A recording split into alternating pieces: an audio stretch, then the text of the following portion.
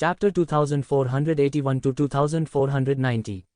प्राचीन फीनिक्स क्षेत्र की विवाह प्रतियोगिता को इस बिंदु पर समाप्त माना जा सकता है। हालांकि इस मामले को लेकर बवाल अभी शुरू ही हुआ था। इस लड़ाई के बाद येज़िवेन प्रसिद्ध हो गई थी।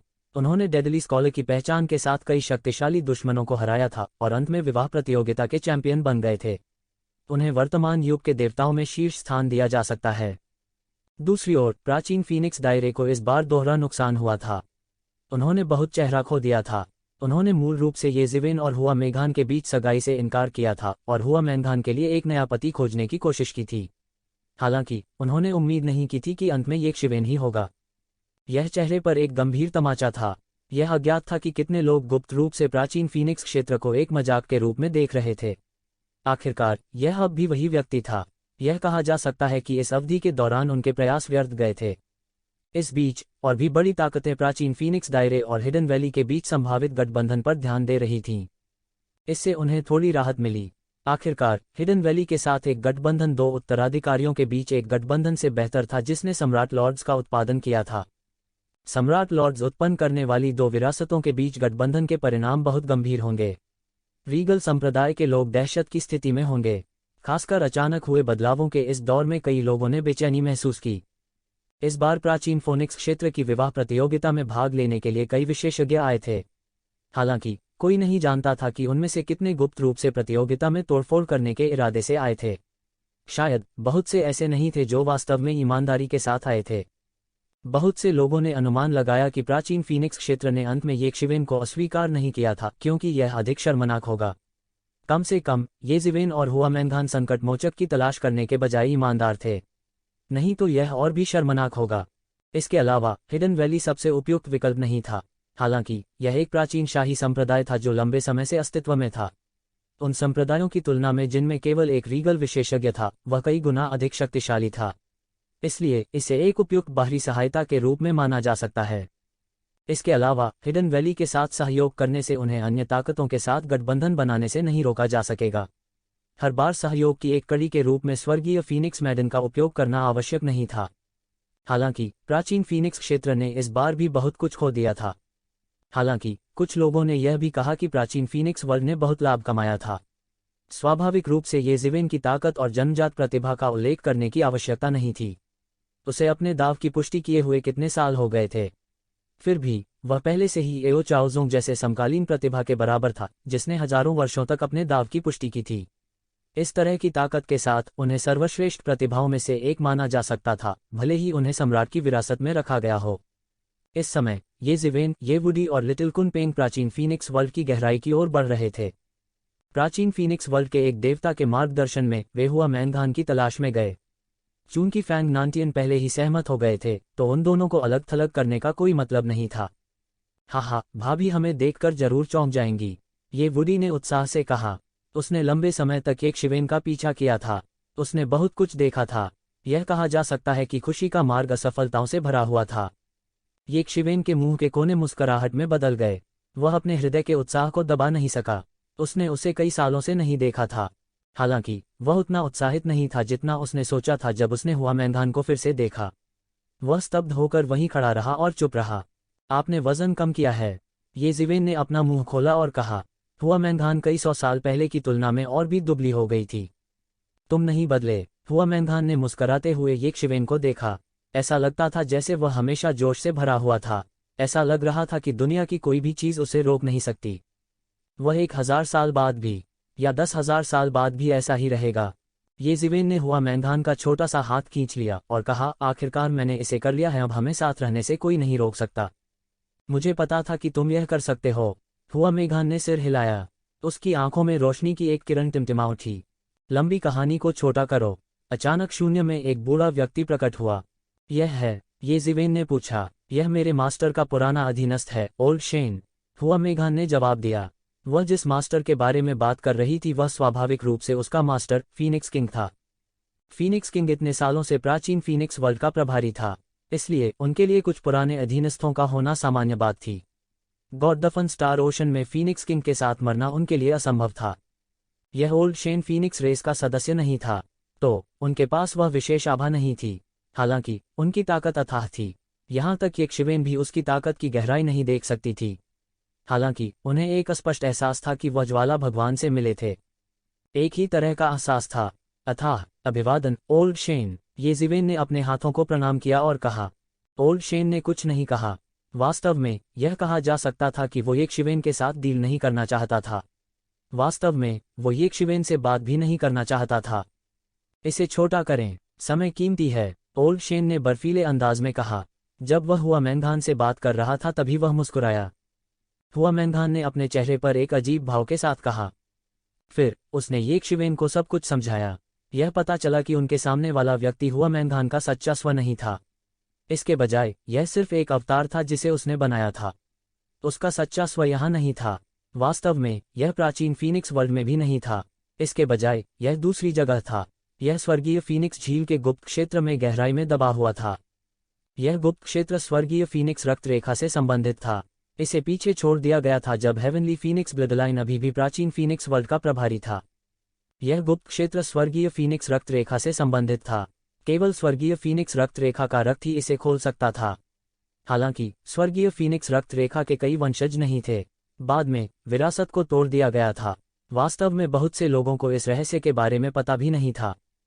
परिणामस्वरूप इस गुप्त क्षेत्र को खोलने के लिए बहुत तैयारी कार्य की आवश्यकता थी। फीनिक्स किंग मूल रूप से इस काम के प्रभारी थे। हालांकि फीनिक्स किंग के गॉड दफन स्टार ओशन में जाने से पहले heavenly Phoenix bloodline old Shane को सौंप दी गई थी। गुप्त क्षेत्र को अभी अभी सुलझाया गया था और कुछ दशक पहले खोला गया था। हुआ मैंधान ने उस समय इसमें प्रवेश किया था। उसने एक रास्ता भी छोड़ दिया था। अगर येज़िवेन ने अंत में चैंपियनशिप नहीं जीती होती और हुआ मैंधान खेती करने के लिए अंदर छुप गई होती तो कौन उसका कुछ बिगाड़ सकता था। जब तक किसी के पास स्वर्गीय फीनिक्स रक्त रेखा नहीं होगी वे इसे खोलने और इसमें प्रवेश करने में सक्षम नहीं होंगे। इस गुप्त क्षेत्र में स्वर्गीय फीनिक्स रक्त रेखा की विरासत शामिल थी। यह प्राचीन फीनिक्स वर्ल्ड में छोड़ी गई विरासत से अलग था। यह एक विरासत थी जो स्वर्गीय फीनिक्स रक्त रेखा से संबंधित थी। हालांकि वह गुप्त क्षेत्र भी हर चीज से अलग था। हुआ मैंधान केवल अपनी आत्मा को दिखा सकती थी और थोड़े समय के लिए इसे एक अवतार में बदल सकती थी। लंबे समय तक जारी रखना असंभव था। येज़िवेन अपने चेहरे पर कुछ हद तक निराश नजर आने से नहीं रोक सका। उसने बड़ी मेहनत से चैंपियनशिप जीती थी लेकिन हुआ मैंधान उससे मिलने नहीं आ सकी। आपको चिंता करने की जरूरत नहीं है। खुशी की राह असफलताओं से भरी है। भाभी के अंदर एक बड़ा रोमांच था। बाहर आने के बाद हो सकता है कि वह आपसे आगे निकल जाए। हा, मैंने स्वर्गीय फीनिक्स ब्लडलाइन के गुप्त क्षेत्र की कथा के बारे में भी सुना है। यह एक प्रसिद्ध कबीला हुआ करता था। ये वुडी ने उसे दिलासा दिया। हाँ, चिंता मत करो, मैंने अंदर बहुत कुछ हासिल किया है। आपको बाहर भी खेती करने के लिए कड़ी मेहनत करनी चाहिए। समय आने पर मुझसे मत हारो। हुआ मैंधान ने एक प्यारी सी मुस्कान के साथ कहा। वह ज्यादा नहीं मुस्कुराए। वह इतनी खूबसूरत मुस्कान केवल तभी प्रकट करेगी जब वह येज़िवेन का सामना कर रही होगी। आपको सावधान रहना चाहिए। भले ही यह एक विरासत है, आप लापरवाह नहीं हो सकते। येज़िवेन ने अचानक ये कियान के मामले के बारे में सोचा। कहते कहते उसका दिल पसीज गया। चिंता मत करो, मैं ठीक हो जाऊंगा, हुआ मैंधान ने कहा। फिर उसका अवतार येशिवेन के सामने गायब हो गया। मुझे आशा है कि आपने यहाँ जो कुछ सुना और देखा है उसके बारे में आप किसी को नहीं बताएंगे। मैं नहीं चाहता कि किसी को स्वर्गीय फीनिक्स झील के गुप्त क्षेत्र के बारे में पता चले। ओल्ड शेन ने येज़िवेन पर एक ठंडी नजर डाली। हुआ मैंधान के साथ उनके रिश्ते के कारण उनका रवैया नहीं बदला। सीनियर, चिंता मत करो, मैं समझ गया, येज़िवेन ने सिर हिलाया और कहा। यह अफसोस की बात थी। हालांकि उन्हें यह जानकर राहत मिली कि हुआ मैंधान ठीक हैं। वह अभी भी विरासत प्राप्त कर रही थी और परिवर्तन के दौर से गुजर रही थी। यह स्वर्गीय फीनिक्स ब्लडलाइन का गुप्त क्षेत्र था। यह डेथ लॉर्ड की अविश्वसनीय विरासत से कहीं बेहतर था। केवल एक चीज जिसने उसे उदास किया वह यह था कि ये कियान के मामले के बारे में हुआ मैंधान को समझाने से पहले ही बात खत्म हो गई थी।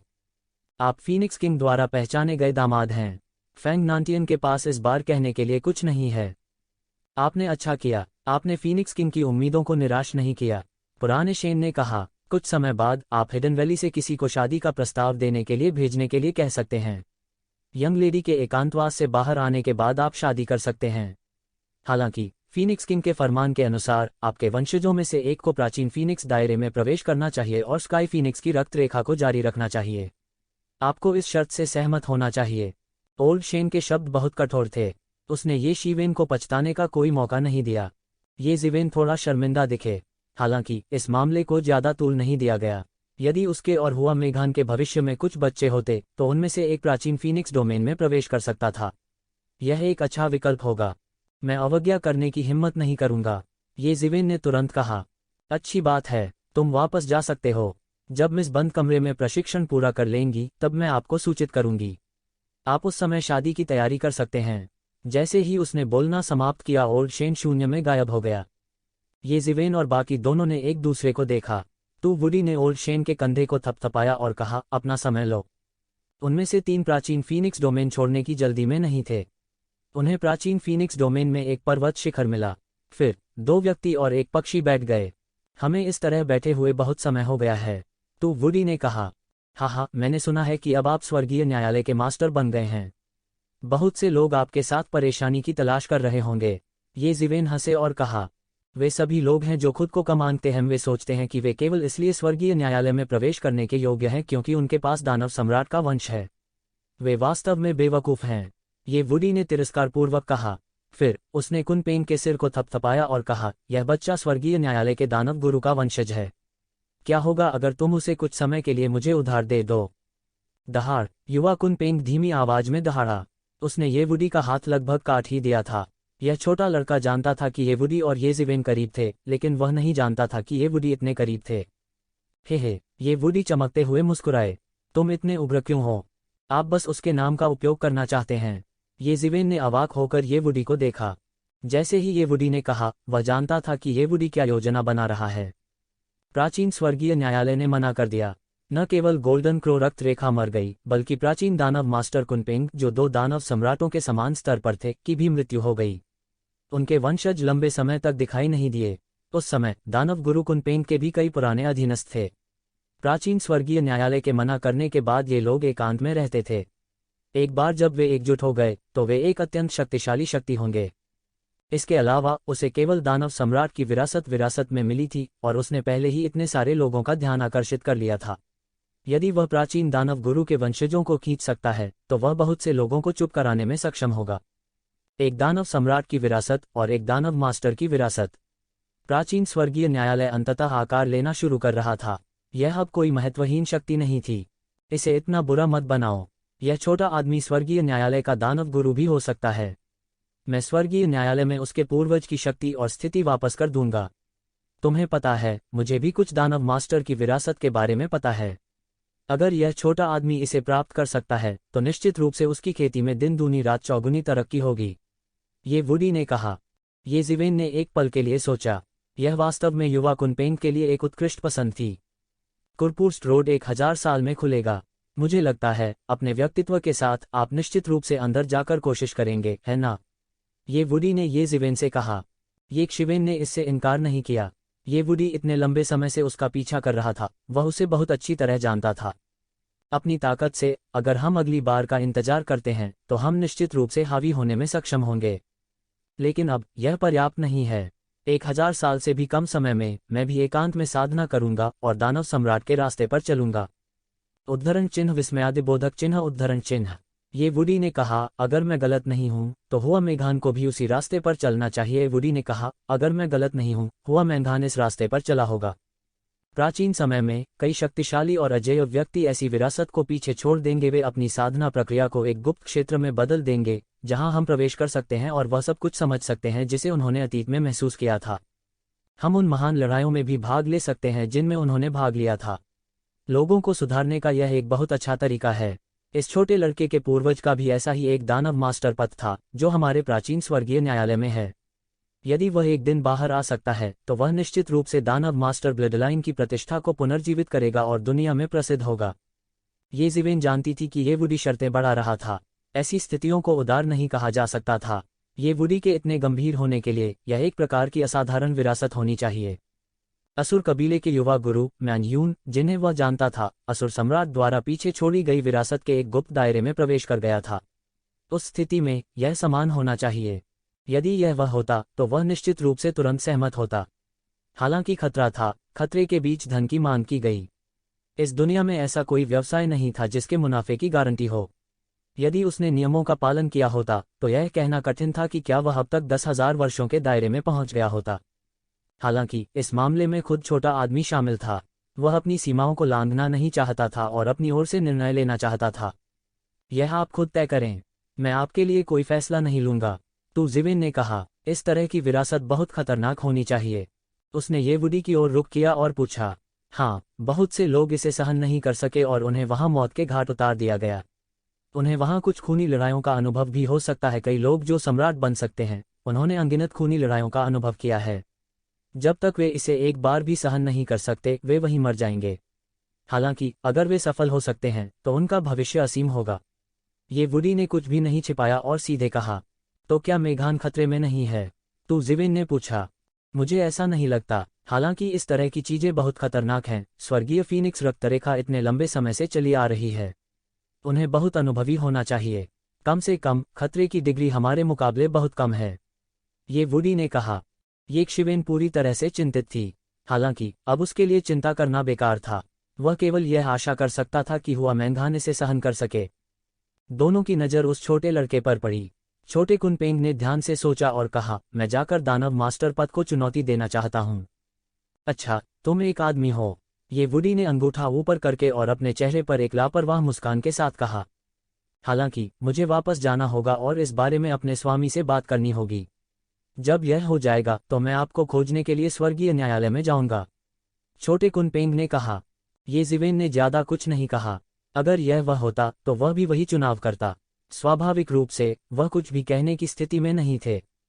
आप कुर्फस्ट रोड के बारे में कितना जानते हैं? ये जिवेन ने ये वुडी से पूछा। वह प्राचीन स्वर्गीय न्यायालय का स्वामी था और उसे प्राचीन स्वर्गीय न्यायालय की विरासत में मिली थी। शायद वह कुरफुर्स्ट रोड के बारे में अधिक जानता होगा। इस बार वह न केवल कुरफुर्स्ट रोड जाना चाहता था, बल्कि वह गुप्त दायरे में भी जाना चाहता था। यह स्वयं स्पष्ट था कि यह कितना खतरनाक था। उसे पूरी तैयारी करनी थी। दरअसल हम इस सड़क के बारे में ज्यादा नहीं जानते हैं, क्योंकि यह स्वर्ग के खिलाफ प्रतिरोध के दूसरे युद्ध के बाद दिखाई दी थी। स्वर्गीय न्यायालय के अभिलेख यही कहते हैं, ये वुडी ने कहा। उसके बाद प्राचीन स्वर्गीय न्यायालय में केवल कुछ वरिष्ठों ने कुरफुर्स्ट रोड को चुनौती देने का प्रयास किया था, इसलिए हम इसके बारे में अधिक नहीं जानते हैं। हालांकि जो रिकॉर्ड वे पीछे छोड़ गए हैं, उनके अनुसार केवल एक ही टिप्पणी है, जो कि यह अजीब है। यह एक बहुत ही अजीब एहसास देता है। तो उसके बाद किसी ने भी कुरफुर्स्ट रोड को फिर से चुनौती देने की कोशिश नहीं की। हालांकि मैंने सुना है कि कुछ लोगों ने कुरफुर्स्ट रोड की वजह से ज्ञान प्राप्त किया है। इस पहलू में प्राचीन स्वर्गीय न्यायालय के पास इसके बारे में अभिलेख हैं। ये वुडी ने कहा, कुल मिलाकर 8 हैं। कुछ अस्तित्व में आ गए हैं और दुनिया के नायक बन गए हैं, जबकि अन्य हमेशा छिपे और अज्ञात रहे हैं। हालांकि उनमें से कोई भी हमारे प्राचीन स्वर्गीय न्यायालय के रिकॉर्ड से बच नहीं सकता। 8 लोग। कोई आश्चर्य नहीं कि वे लोग कुरफुर्स्ट रोड को इतने पागलपन से चुनौती देना चाहते थे। वास्तव में इतने सारे सम्राट थे। ये जिवेन चुपके से चौंक गई। दुनिया के असंख्य में शाही सम्राट फीनिक्स पंख और किलिन सीन के समान दुर्लभ थे। कुछ असाधारण समयों के अलावा अधिकांश समय या हर दसियों हजार वर्षों में केवल एक शाही सम्राट का जन्म होगा। हाल के दिनों में केवल किन सम्राट ने दाव प्राप्त किया था? शामिल कठिनाई और खतरे स्वयं स्पष्ट थे। जो भी सम्राट पैदा हुआ उसकी जीवन गाथा कुछ ऐसी होगी जिसके बारे में लोग बात करेंगे। सम्राटों के लिए लोगों की लालसा की कल्पना करना आसान था। प्राचीन काल से केवल किन सम्राट ने दाव प्राप्त किया था? एक अफवाह थी कि लगता है कि ग्रेट डाउ को बंद कर दिया गया है और अब कोई भी डाउ को प्राप्त नहीं कर सकता है। यहाँ तक कई अनुभवी राजा जो लाखों वर्षों या यहाँ तक करोड़ों वर्षों तक जीवित रहे थे, वे शाही साम्राज्य के दायरे में प्रवेश करने में असमर्थ थे। इसलिए कुरफुर्स्ट रोड आत्मज्ञान प्राप्त करने का एकमात्र संभव तरीका लग रहा था। कोई आश्चर्य नहीं कि कुरफुर्स्ट रोड को चुनौती देने के लिए हर कोई पागल था। लेकिन पृथ्वी पर किसने ऐसी चौंकाने वाली योजना बनाई? कुरफुर्स्ट रोड। पृथ्वी पर कौन सम्राट चुन रहा है? कौन सम्राट चुन रहा है? कौन सम्राट चुनने के योग्य है? ये जिवेन ने उत्तराधिकार में कुछ प्रश्न पूछे। यह भी एक ऐसा प्रश्न था जिसने अनगिनत लोगों को अनगिनत वर्षों से परेशान किया था। लेकिन जिन लोगों ने अंत में ज्ञान प्राप्त किया, उन्होंने भी इस विषय को वर्जित माना और इसके बारे में बात करने को तैयार नहीं थे। और अगर कोई सम्राट इसके बारे में बात करने को तैयार नहीं था, तो क्या कोई उसे इसके बारे में बात करने के लिए मजबूर करने की हिम्मत करेगा? इसलिए यह प्रश्न एक चिरस्थायी समस्या बन गया था। वह भी चौंक गया। इसके पीछे की सच्चाई चाहे जो भी हो, यह काफी चौंकाने वाला था। हम प्राचीन स्वर्गीय न्यायालय के पास हमेशा लोग इसकी जांच करते रहे हैं। केवल हम ही नहीं, यहाँ तक अन्य विरासतों में भी लोगों ने जांच की है, लेकिन कभी कोई खबर नहीं आई है। केवल एक चीज जिसे एक सुराग माना जा सकता है, वह यह है कि किन सम्राट ने दाव को प्राप्त करने से पहले कुरफुर्स्ट रोड में अपनी लड़ाई लड़ी थी। हालांकि हम सभी जानते हैं कि दाव की उसकी उपलब्धि का कुरपुर्स रोड से कोई लेना देना नहीं है, वह कुछ जान सकता है। हालांकि किन सम्राट ने इस बारे में कभी कुछ नहीं कहा, इसलिए हम केवल अनुमान लगा सकते हैं। कुछ लोग कहते हैं कि यह एक जाल हो सकता है, जबकि अन्य कहते हैं कि यह दूर के अतीत में एक अजेय व्यक्ति द्वारा छोड़ी गई विरासत नहीं हो सकती है। जहां तक बारीकियों की बात है, कोई नहीं जानता, ये वुडी ने कहा। ये ज़िवेन चुप थी, यहां तक कि प्राचीन स्वर्गीय न्यायालय के पास भी इस संबंध में अधिक अभिलेख नहीं थे। कर्फर्स्ट रोड में कितने रहस्य छिपे थे। वैसे भी मेरे लिए चाहे कुछ भी हो, मुझे कुरपुर्स रोड को चुनौती देनी होगी। यह तथाकथित अवसर के लिए नहीं है। अगर मैं सम्राट बनना चाहता हूं तो मुझे अजेय के लिए अपना रास्ता मारना होगा। मुझे किसी का दान नहीं चाहिए, ये वुडी ने दृढ़ता से कहा, लेकिन यह वास्तव में प्रशिक्षित करने का एक उत्कृष्ट अवसर है। बहुत से लोग इसमें कई साहसिक कार्य कर सकते हैं और उनकी साधना दिन दूनी रात चौगुनी आगे बढ़ेगी। ये ज़िवेन ने सिर हिलाया। तो वुडी के विचार उनके साथ मेल खाते थे। जो सम्राट बने वे युगों युगों में सबसे बलवान थे, और सबसे बलवान दूसरों के दान से कभी भी प्राप्त नहीं हो सकते थे। इस तरह उसके दाव में खामियां होंगी और यह पर्याप्त रूप से पूर्ण नहीं होगा। मैं आपको बता दूं, बेहतर होगा कि आप जल्दी से अपनी ताकत में सुधार करें। मुझे डर है कि दुनिया फिर से अराजकता में आ जाएगी, ये वुडी ने गंभीर चेहरे के साथ कहा। हमारे प्राचीन स्वर्गीय न्यायालय में एक शक्तिशाली व्यक्ति है जिसने भविष्य के एक कोने की गणना की है। अराजक महासंकट रक्त नदियों की तरह बहेगा, आकाश गिरेगा और पृथ्वी फट जाएगी। इसमें सम्राट भी शामिल हो सकता है। इसके अलावा कोई नहीं जानता कि यह महासंकट कब आएगा। शायद यह अगले पल आएगा। अब हमारी महिमा से मूर्ख मत बनो। ऐसा इसलिए है क्योंकि बड़ी ताकतें हमसे डरती हैं, इसलिए वे हम पर हमला नहीं करेंगी। लेकिन एक बार महासंकट आने के बाद हर कोई पागल हो जाएगा और जीवित रहने के अवसर की तलाश करेगा। कुछ प्राचीन आकृतियां हमें एक थप्पड़ से मार सकती हैं। स्वर्गीय जाति के अवशेषों का विद्रोह इस महान अराजकता का सिर्फ एक प्रस्तावना है। सब कुछ अभी शुरू हुआ है। मैं आपको केवल सावधान रहने की याद दिला रहा हूं। बिना कारण जाने मत मरिए। हालांकि ये ज़िवेन के पास कुछ अनुमान थे, लेकिन उसे ये उम्मीद नहीं थी कि यह उतना गंभीर होगा जितना कि ये वुडी ने कहा था। यहां तक कि राजा स्तर के शक्तिशाली लोग भी महाक्लेश के दौरान अपनी रक्षा नहीं कर सके। उन्हें पागलों की तरह बचने का मौका तलाशना पड़ा। इसमें पौराणिक सम्राट भगवान भी शामिल हो सकते हैं। एक बार सम्राट भगवान में कुछ शामिल हो गया तो यह बहुत बड़ी बात होगी। इसमें कितने रहस्य छिपे थे यह कोई नहीं जानता था। प्राचीन स्वर्गीय न्यायालय की शक्ति के साथ यहाँ तक एक बड़ा क्लेश जो कई दुनियाओं में फैला हुआ है, उनका कुछ नहीं बिगाड़ पाएगा। तथाकथित अजेय क्लेश इस प्रकार की शक्ति को संदर्भित करता है। हालांकि इसकी तुलना तब नहीं की जा सकती थी जब यह अपने चरम पर था, यह अब कमजोर नहीं था। किस तरह की विपत्ति उसे इतना भयभीत कर सकती है, ये वुडी खुद नहीं जानते थे। उसने केवल भविष्य का एक कोना देखा और एक अत्यंत भयानक दृश्य देखा। यद्यपि एक महान क्लेश एक महान अवसर है, हर महान क्लेश में बहुत से लोग खड़े हो सकते हैं। प्राचीन स्वर्गीय न्यायालय के दानव सम्राट के पास इस तरह के एक महान क्लेश में आगे बढ़ने और एक सम्राट बनने का अवसर था। हालांकि और भी लोग हैं जो अनजाने में मर गया। तो वुडी ने गंभीरता से कहा, मैं समझता हूं। ये ज़िवेन ने सिर हिलाया। इतने गंभीर विषय को लेकर तीनों ने ज्यादा देर बात नहीं की और अपने अपने रास्ते चले गए।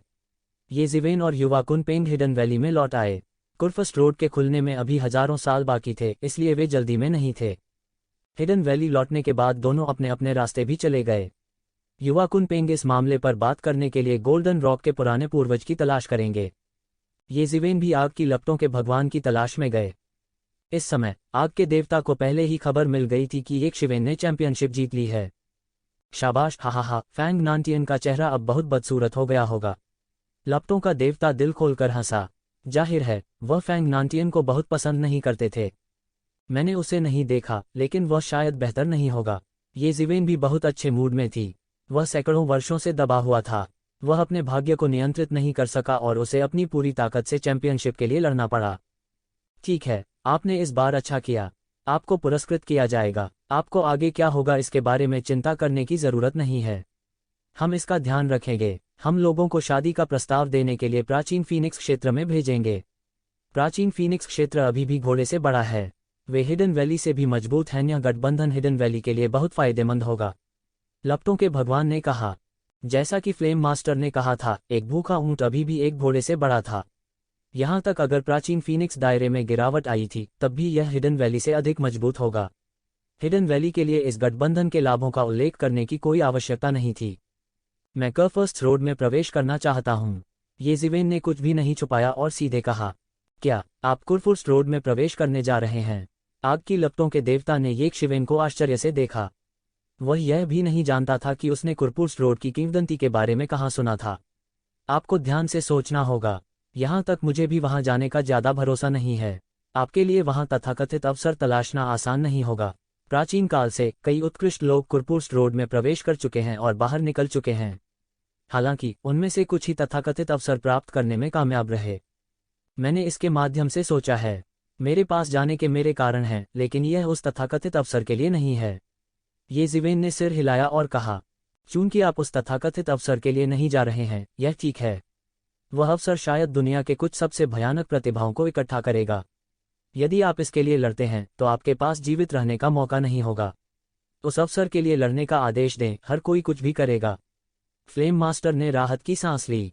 कम से कम येज़िवेन इतनी बेवकूफ़ तो नहीं थी कि गड़बड़ कर दे। उनकी ताकत मौजूदा पीढ़ी के बीच खराब नहीं मानी जाती थी।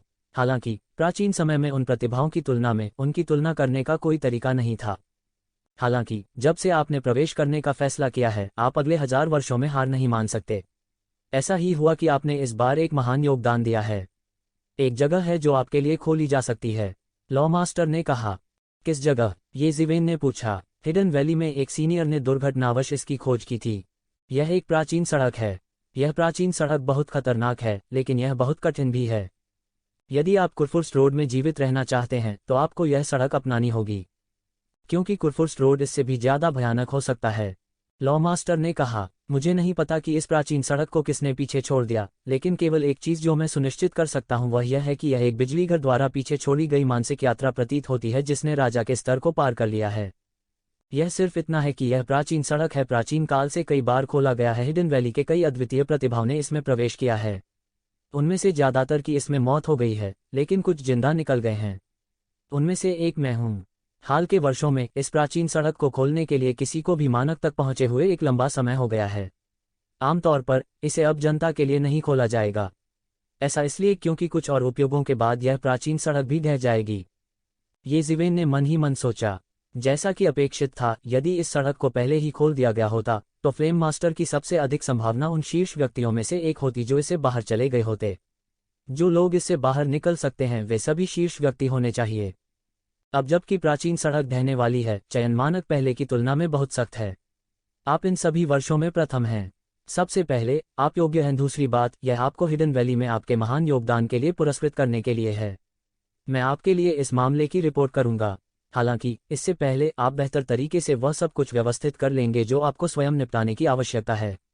जब प्राचीन सड़क फिर से खुलती है तो यह निश्चित रूप से कुछ 100 साल बाद होगी, लॉ मास्टर ने कहा। धन्यवाद योर ऑनर। हालांकि योर ऑनर कुरपुर्स रोड की आवश्यकताओं को पूरा करता है। क्या आप नहीं जा रहे हैं? येज़िवेन से पूछा। वह इसका बेसब्री से इंतजार कर रहे थे। यदि उसके पास फ्लेम मास्टर हो सकता है तो बेशक कुरपुर्स रोड में प्रवेश करना अधिक सुरक्षित होगा। मैंने पहले ही कुरपुर्स रोड पर छोड़ दिया है। मैंने अतीत में कुरपुर्स रोड में उद्यम किया था, लेकिन मैंने पहले ही उस अवास्तविक कल्पना को छोड़ दिया है। फ्लेम मास्टर खुद पर हंसे। यहाँ तक उन्हें यह भी नहीं पता था कि हार मान लेना सही है या गलत। हालांकि उन्होंने कई प्राचीन प्रतिभाओं को देखा था जिन्होंने यहाँ अपना जीवन बर्बाद किया था। वे पूरी दुनिया में मशहूर हो सकते थे, लेकिन अब उनके कई साल बर्बाद हो चुके थे। अगर ऐसा है तो मैं पहले अपनी छुट्टी लूंगा, येज़िवेन ने कहा। मैं 1 महीने बाद वापस आऊंगा। जाना। येज़िवेन ज्यादा देर तक नहीं रुकी। इस बार वह लंबे समय के लिए दूर रहेगा। यह हजारों साल हो सकता है।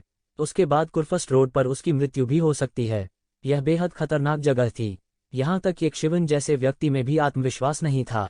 वह सीधे तौर पर ट्रू मार्शल डोमेन में लौट आया। अपनी वर्तमान साधना से वह एक विचार से हजारों मील की यात्रा कर सकता था। वह नहीं जानता था कि उसकी मार्शल आर्ट कितनी अधिक गहरी हो गई थी। हिडन वैली से ट्रू मार्शल डोमेन पर लौटने में उसे केवल आधा घंटा लगा। कुछ 100 साल पहले की तुलना में ट्रू मार्शल डोमेन बहुत अलग नहीं लगता था। फर्क सिर्फ इतना था कि यह और अधिक शक्तिशाली हो गया था। येज़िवेन द्वारा छोड़ी गई प्राचीन किताबों और खजाने के साथ ट्रू मार्शल डोमेन की ताकत बहुत तेजी से बढ़ी थी। इसने न केवल अपनी जीवंतता को पुनः प्राप्त किया था, बल्कि इसने कुछ आसपास की दुनिया को भी जीत लिया था। उन सभी प्राचीन संप्रदायों ने सच्चे मार्शल डोमेन के सामने आत्मसमर्पण कर दिया था। खासकर कुछ 100 साल पहले हुए बड़े बदलाव। कई प्राचीन संप्रदाय जो हजारों वर्षों से चले आ रहे थे, उन्हें एक बड़ी आपदा का सामना करना पड़ा था। केवल ट्रू मार्शल डोमेन को येज़िवेन का संरक्षण प्राप्त था। यह न केवल जीवित रहा बल्कि इसने बहुत विकास भी किया था। माना जा सकता है कि कई पंथ तथाकथित अंतर को समझते थे। यही अंतराल था। ये जीवेन के समर्थन के साथ ट्रू मार्शल डोमेन कुछ ऐसा नहीं था जिससे उनकी तुलना की जा सके। इसके अलावा कुछ देवता जो ये जीवेन पीछे छोड़ गए थे, वे सीधे ब्रह्मांड के उस हिस्से को बहा ले गए थे। बाद में जब ये जीवेन की उपलब्धि की खबर यहाँ फैली तो उन बिखरे हुए देवताओं में ट्रू मार्शल डोमेन पर हमला करने की हिम्मत नहीं थी। यह एक भगवान के साथ परेशानी खोजने के बराबर था। ऐसा करने की हिम्मत किस में होगी? इससे भी महत्वपूर्ण बात यह है कि उनकी नज़रों में इन निम्न स्तरीय दुनियाओं में उनकी कोई दिलचस्पी नहीं थी। वे केवल दिव्य मकबरों के लिए एक पारगमन बिंदु के रूप में उपयोग किए जाते थे। इसलिए उनका काफ़ी विकास हुआ था। जब ये जीवेन ने प्रवेश किया तो उन्होंने पाया कि 10,000 साल के दायरे के बिजली घराम थे। उनकी ताकत पहले से थोड़ी अधिक मजबूत थी। ये जीवेन के पास ट्रू मार्शल डोमेन के कानूनों को पूरा करने का विचार था। अतीत में यह उनके लिए एक अत्यंत कठिन कार्य था, हालांकि अब ऐसा नहीं था। यह उल्लेख नहीं है कि उनकी समझ एक नए स्तर पर पहुंच गई थी जब तक कि युद्ध से पीछे रह गई दैवीय शक्ति को निष्कासित कर दिया गया था। वे क्षतिग्रस्त कानून स्वाभाविक रूप से अपने आप ठीक हो जाएंगे। दुनिया के पास खुद को ठीक करने की अपनी क्षमता भी थी, इसलिए दूसरों को इसकी चिंता करने की कोई जरूरत नहीं थी। इस मामले में ट्रू मार्शल डोमेन निस्संदेह इस ब्रह्मांड का सुयोग्य साधना केंद्र बन जाएगा। भविष्य में ये शिवेन को कार्रवाई करने की भी आवश्यकता नहीं होगी। ट्रू मार्शल डोमेन धीरे धीरे विकसित होने वाली ताकत पर भरोसा करके यह अन्य दुनिया को दबाने के लिए पर्याप्त होगा। उन्हें जीतने की कोई जरूरत नहीं थी। यह ऐसा था जैसे ट्रू मार्शल डोमेन पहले से ही एक उच्च स्तरीय विमान बन गया हो। यदि आसपास की दुनिया की प्रतिभाओं को उच्च स्तर तक साधना करनी है तो उन्हें ट्रू मार्शल डोमेन में जाना होगा। उस स्थिति में कई शक्तिशाली प्रतिभाएं स्वचालित रूप से ट्रू मार्शल डोमेन में प्रवाहित होंगी, जिससे ट्रू मार्शल डोमेन और भी अधिक शक्तिशाली हो जाएगा। ट्रू मार्शल डोमेन के लिए लाभ स्पष्ट थे, हालांकि यह सिर्फ एक विचार था। उन्होंने अपने माता पिता से मिलने के बाद इसे लागू करने की योजना बनाई। उनके लिए यह कदम पूरा करना मुश्किल नहीं था। उन्होंने आसानी से ये कबीले का स्थान ढूंढ लिया। वर्तमान में ये क्लान ये जीवेन की वजह से ट्रू मार्शल डोमेन में एक बड़े कबीले के रूप में विकसित हो गया था। हालांकि उनके उदय को ज्यादा समय नहीं हुआ था। ये जीवेन अपने पीछे कई बैकअप योजनाएं छोड़ गई थीं। उनमें नींव की कमी नहीं थी। ये फैंग के नेतृत्व में उनके विकास की गति बेहद तेज थी। ये जीवेन की वापसी ने बहुत से लोगों को चिंतित नहीं किया। उसने ही इसकी जानकारी अपने माता पिता को दी, खासकर उनकी माँ शिया चंगजू। उसने सैकड़ों वर्षों से अपने बेटे को नहीं देखा था। उसकी आंखें अचानक लाल हो गईं। भाई, तुम हमें देखने भी नहीं आए। हालांकि वह डांट रही थी, लेकिन उसका स्वर धीरे धीरे आश्चर्य से भर गया। तीसरा बेटा महान कार्य करने वाला व्यक्ति है। वह किसी भी समय कैसे वापस आ सकता है?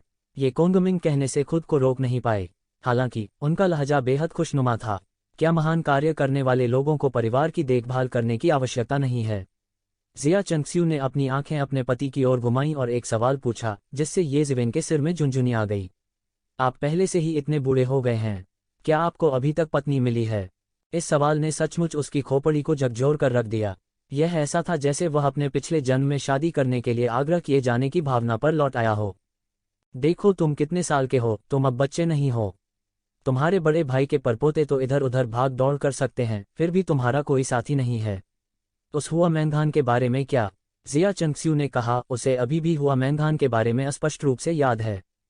हालांकि एक लंबा समय बीत चुका था, लेकिन उसे और उसके बेटे को युआन स्कूल के स्वर्ग के गौरव विशेषज्ञों के रूप में सूचीबद्ध किया गया था। उसे भूल पाना आसान नहीं था। उल्लेख नहीं करने के लिए वह उसकी बहू होने की संभावना थी। ठीक है, वह अब बंद दरवाजे के प्रशिक्षण में है। हमारे स्कूल ने पहले ही प्राचीन फीनिक्स वर्ल्ड से शादी का प्रस्ताव रखा है। हमें कुछ सालों में शादी करने में सक्षम होना चाहिए, ये जीवेन ने कहा। वास्तव में यह बहुत अच्छा है। जिया चंगसुए की आंखें चमक उठीं और बोलीं। उसके 3 बच्चों में यह तीसरा बच्चा सबसे अधिक सक्षम था और सबसे ज्यादा चिंतित भी था। न केवल वह दिन भर कुछ बेहद खतरनाक जगहों से अंदर बाहर होता रहा, बल्कि इससे भी महत्वपूर्ण बात यह है कि उसकी अभी भी शादी नहीं हुई थी। चाहे वह कितना भी पुराना क्यों न हो, उसकी नज़र में उसका तीसरा बच्चा अभी भी एक कम उम्र का बच्चा था। इसके अलावा ये जीवेन की शक्ल ज्यादा नहीं बदली थी। माता पिता और बड़ों की नज़र में शादी करने के बाद ही किसी को बड़ा और वयस्क माना जा सकता है। आप वापस क्यों नहीं आए और हमारे साथ चर्चा क्यों नहीं की? जिया चंगसू फटकारे बिना न रह सकी।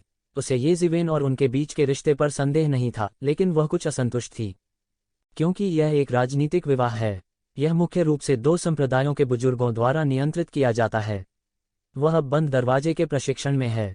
मुझे इसकी परवाह नहीं है। थोड़ी देर के बाद मैं भी बंद कमरे में प्रशिक्षण के लिए वापस जाऊंगी।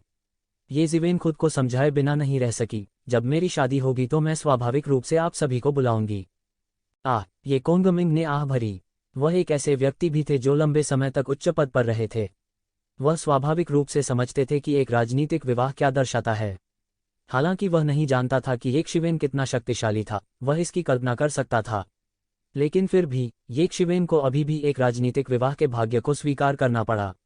यह बोधगम्य था कि दोनों पक्षों के संप्रदाय असाधारण थे। अब उसका बेटा चील की तरह ऊंचा और ऊंचा उड़ रहा था।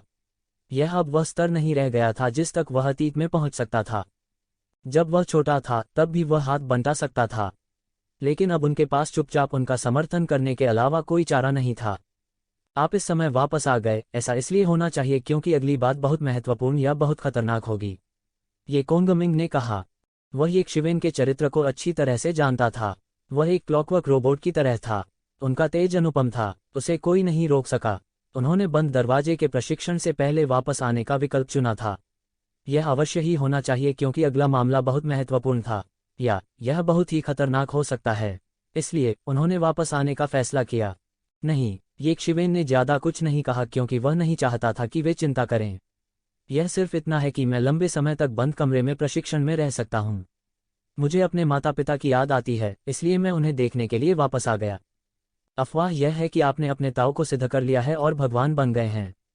क्या यह सच है? जिया चंगसुए ने पूछा। ये जिवेन ने सिर हिलाया और कहा, उनके पास अपने परिवार से छिपाने के लिए कुछ भी नहीं था। यह अविश्वसनीय है, यह अविश्वसनीय है। मेरा बेटा वास्तव में भगवान बन गया है। मैं भगवान की माँ बन गई हूँ, जिया चंगसुए ने मुस्कराते हुए कहा। लेकिन मैंने सुना है कि कई दसियों हजार साल बीत चुके हैं। जब आप अगले बंद दरवाजे के प्रशिक्षण से बाहर आते हैं तो आपके पिता और मैं पहले ही मर चुके होंगे। आपको जल्द से जल्द वापस आना होगा, जिया चंगसुए ने उदास भाव के साथ कहा। येक शिवेन के लिए जीवन काल अर्थहीन था, लेकिन उनके लिए यह समान नहीं था। वह अब एक अज्ञानी महिला नहीं थी। इन वर्षों में वह दीर्घायु के क्षेत्र में खेती करने के लिए येजिवेन द्वारा छोड़े गए संसाधनों पर निर्भर थी। दसियों हजार वर्षों के जीवनकाल के साथ ऐसा लगता था कि भविष्य अभी भी बहुत लंबा था। लेकिन यह कितना भी लंबा क्यों न हो, इसकी तुलना देवताओं से की जा सकती थी। उस समय उन्हें अभी भी जीवन और मृत्यु का अनुभव करना होगा। यह सोचकर उसे भी थोड़ा दुख हुआ। ठीक है, सैनेर के सामने यह कहने का क्या मतलब है? हर कोई एक दिन मर जाएगा। हम देवता नहीं हैं, हम अंततः मर जाएंगे। इस बारे में कहने के लिए ज्यादा कुछ नहीं है। ये कोंगमिंग खुले विचारों के थे और नहीं चाहते थे कि उनकी पत्नी उदास रहे। ये जिवेन बस मुस्कुराए और बोली, यदि यह अतीत में होता तो वह वास्तव में इस समस्या को लेकर चिंतित होता। लेकिन अब उनके पास एक और विकल्प था। पिता, माँ, चिंता मत करो, मेरे पास एक रास्ता है, ये जिवेन ने कहा। किस तरह? सैनेर, जोखिम मत लो। अगर तुम्हारी माँ और मैं मर जाते हैं तो ऐसा ही हो। यह कुछ भी नहीं है। तुम इस तरह से खुद को जोखिम में नहीं डाल सकते, ये कोंगमिंग ने तुरंत सतर्कता के साथ कहा। जैसे जैसे उनकी खेती बढ़ती गई, उनकी दृष्टि भी बढ़ती गई। स्वाभाविक रूप से वह पौराणिक देवताओं के मामलों के बारे में बहुत स्पष्ट थे। ताओ को प्राप्त किए बिना मानव जाति अधिक से अधिक दसियों हजार वर्षों तक मर जाएगी। कुछ अजीब तरीके थे जो उन्हें आने वाली पीढ़ियों तक जीवित रहने की अनुमति दे सकते थे, लेकिन जाहिर है वे सामान्य तरीके नहीं थे और वे नहीं थे जो वह चाहते थे। चिंता मत करो पिताजी, मैंने पहले ही इसके बारे में सोच लिया है। देवताओं के दायरे में एक ऐसा क्षेत्र है जो एक दिव्य साम्राज्य को संघनित कर सकता है, और दिव्य साम्राज्य में मैं पवित्र आत्माओं को प्रबुद्ध कर सकता हूँ। ये पवित्र आत्माएं अपने जीवित रहने के समय से अलग नहीं हैं। वे खेती कर सकते हैं और हमेशा के लिए जीवित रह सकते हैं, जब तक मैं मर न जाऊं, अन्यथा ये पवित्र आत्माएं नहीं मरेंगी। तो जिवेन ने कहा। यही उपाय उसने सोचा था। इस समस्या के बारे में वह बहुत लंबे समय से चिंतित थे और उन्होंने यह भी सोचा था कि क्या उन्हें अपने दाव को सिद्ध करने के लिए सभी को बलपूर्वक प्रबुद्ध करना चाहिए। हालांकि एक शाही सम्राट भी ऐसा नहीं कर सकता था, उसकी तो बात ही छोड़िए। इसलिए उन्होंने प्राचीन पुस्तकों से परामर्श करने के बाद ऐसी विधि खोजी। हालांकि यह विश्वास की शक्ति की खेती का तरीका था। वह आमतौर पर इसका अभ्यास नहीं करता था, इसलिए उनका इससे बहुत कम संपर्क था। इसके बारे में उन्हें बाद में ही पता चला। जब तक वह दैवी और प्रभु के क्षेत्र में साधना करता है तब तक वह अपने माता पिता, भाइयों, बहनों और अन्य लोगों को पवित्र आत्माओं में प्रबुद्ध कर सकता है। इस प्रकार की पवित्र आत्मा सामान्य वीर आत्माओं से भिन्न थी। उनके पास स्वतंत्र चेतना और शक्तिशाली शरीर था। वे स्वयं खेती भी कर सकते थे। पवित्र आत्माओं के लिए दाव को प्राप्त करना असंभव नहीं था। एक वीर आत्मा को प्रबुद्ध करना केवल एक विचार का विषय था। हालांकि पवित्र आत्मा को प्रबुद्ध करना आसान नहीं था। यह एक सामान्य और पूर्ण जीवन को फिर से बनाने के बराबर था। इस तरह का काम केवल एक सम्राट ही कर सकता था। दैवीय भगवान इसे केवल छल के माध्यम से कर सकते थे। इसकी उन्हें बड़ी कीमत भी चुकानी पड़ी। इसलिए पवित्र आत्मा को प्रबुद्ध करते समय सामान्य देवता बहुत सावधान रहेंगे। वे यूं ही उन्हें प्रबुद्ध नहीं करेंगे। हालांकि उसके लिए जब तक वह इन रिश्तेदारों को हमेशा के लिए जीवित कर सकता था, बड़ी कीमत चुकाना कोई समस्या नहीं थी। उन्हें उन बातों के बारे में ज्यादा सोचने की जरूरत नहीं पड़ी जिन पर आम लोगों को विचार करने की जरूरत है। केवल एक चीज जो उसे करने की आवश्यकता थी, वह थी साधना को ईश्वरीय प्रभुलोक में लाना। सौभाग्य से उसके माता पिता उससे कुछ 100 साल बड़े नहीं थे। इसलिए इस मामले को अंजाम देने के लिए उनके पास अभी भी हजारों साल थे। हालांकि उसे इसके बारे में चिंता करने की जरूरत नहीं थी। जब तक वह मर नहीं जाता, उसके माता पिता हमेशा के लिए जीवित रहेंगे और उसका दिव्य राज्य ढह जाएगा। इसलिए यह सबसे अच्छा होगा यदि वे लंबे समय में डीएओ हासिल कर सकें। ये कोंगमिंग ने कहा, यह बहुत मुश्किल होना चाहिए। मैंने वास्तव में प्राचीन किताबों में पढ़ा है कि यह एक पवित्र आत्मा को प्रबुद्ध करने के लिए बहुत सारी ऊर्जा खर्च करेगा। उनके पास प्रेरणा का एक फ्लैश था। उन्होंने याद किया कि कुछ सूचनाओं में इस मामले का उल्लेख किया गया था जो उन्होंने पहले पढ़ी थी। अगर ऐसा है तो ऐसा न करें। यह सुनते ही जिया चंगसुए ने तुरंत अपना सिर हिला दिया। वह अपने बेटे के लिए बाधा नहीं बनना चाहती थी। इसके अलावा वो इस वजह से येक शिवेन को नीचे नहीं खींचना चाहती थी। पिता, माँ, क्या कीमत आपको खोने से बड़ी हो सकती है? चिंता मत करो, मैं तैयार हूँ। अब मैं उस दायरे के बहुत करीब हूँ। जब तक मुझे कुछ समय दिया जाता है, मैं उस दायरे तक पहुँच सकता हूँ। ये जिवेन ने आत्मविश्वास से कहा। यद्यपि वह अब केवल शाश्वत क्षेत्र मध्य चरण में था, अनंत क्षेत्र के अंतिम चरण या यहाँ तक कि शिखर तक साधना करना बहुत कठिन नहीं था। यदि नहीं, तो वह अनंत क्षेत्र के शिखर पर स्वामी को पराजित करने में सक्षम नहीं होता।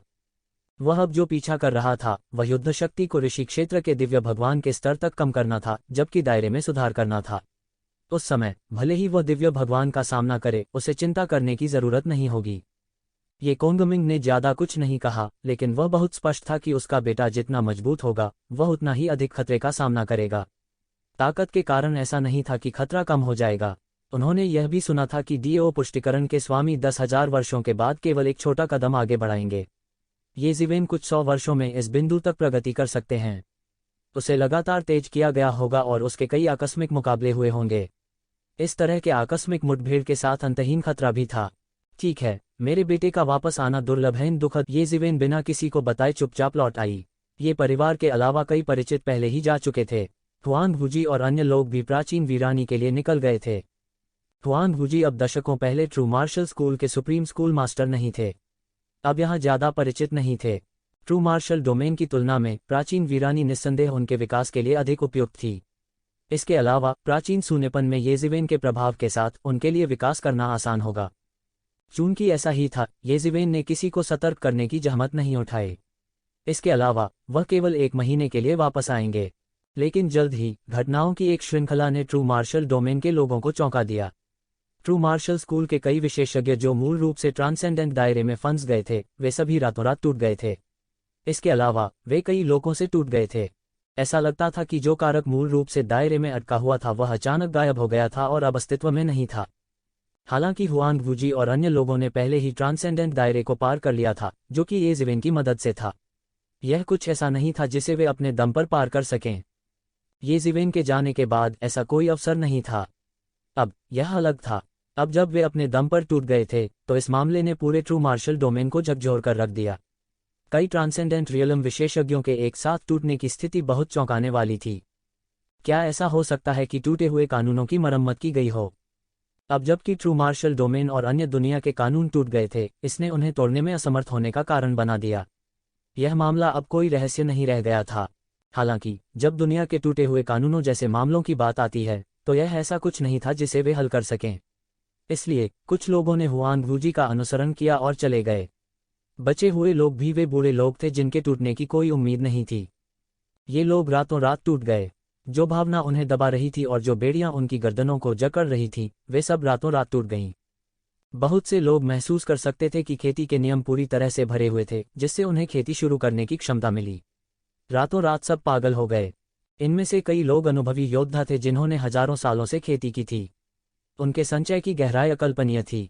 केवल एक रात में वे सभी टूट गए थे। सभी उत्सुक थे, हजारों वर्षों से टूटे हुए कानूनों की अचानक मरम्मत क्यों की गई। अचानक कोई अड़चन नहीं आई। केवल एक महीने के समय में यह खबर ट्रू मार्शल डोमेन के यूनिवर्स रीजन में फैल गई। दूसरी दुनिया के ट्रांसेंडेंट रियलम विशेषज्ञ भी हैरान रह गए। एक के बाद एक उन्होंने संपूर्ण सिद्धांतों को समझने की कोशिश की। कई लोगों ने एक पल में प्रतिक्रिया दी, शायद ट्रू मार्शल डोमेन अब से इस ब्रह्मांड का शासक होगा। ऐसा नहीं होगा, वे दूसरों को दबाने के लिए अपनी ताकत पर भरोसा नहीं करेंगे। इसके विपरीत हर कोई ट्रू मार्शल डोमेन से भविष्य में मदद मांगेगा और ट्रू मार्शल डोमेन स्वाभाविक रूप से नेता बन जाएगा। कुछ लोगों को ट्रू मार्शल वर्ल्ड पर हमला करने और इसे जब्त करने का प्रलोभन दिया गया। वे ट्रू मार्शल यूनिवर्सिटी को इस पर एकाधिकार करने की अनुमति नहीं दे सकते थे। हालांकि उन्होंने इस विचार को जल्दी से दूर कर दिया। हो सकता है कि ये ज़िवेन यहाँ न हो, लेकिन जिस देवता को उन्होंने वश में किया था वह अभी भी यहाँ था। इसलिए उसके लिए इस ब्रह्मांड को पार करने में कोई समस्या नहीं होगी। ये ज़िवेन यहाँ थी। इस समय कोई नहीं जानता था कि एक शिवेन आई और चली गई। केवल ये कबीले के लोग ही कुछ रहस्य जानते थे। उनके जाने के बाद यह खबर धीरे धीरे फैल गई। हर कोई जानता था कि एक शिवेन वापस आ गई थी। इसके अलावा उन्होंने पुण्य का एक बड़ा काम किया था। पुरानी पीढ़ी के कई विशेषज्ञ इतने उत्साहित थे कि उनके गालों से आंसू बहने लगे। ट्रू मार्शल डोमेन में कोई भी कई वर्षों तक पारलौकिक क्षेत्र में प्रवेश करने में सक्षम नहीं था।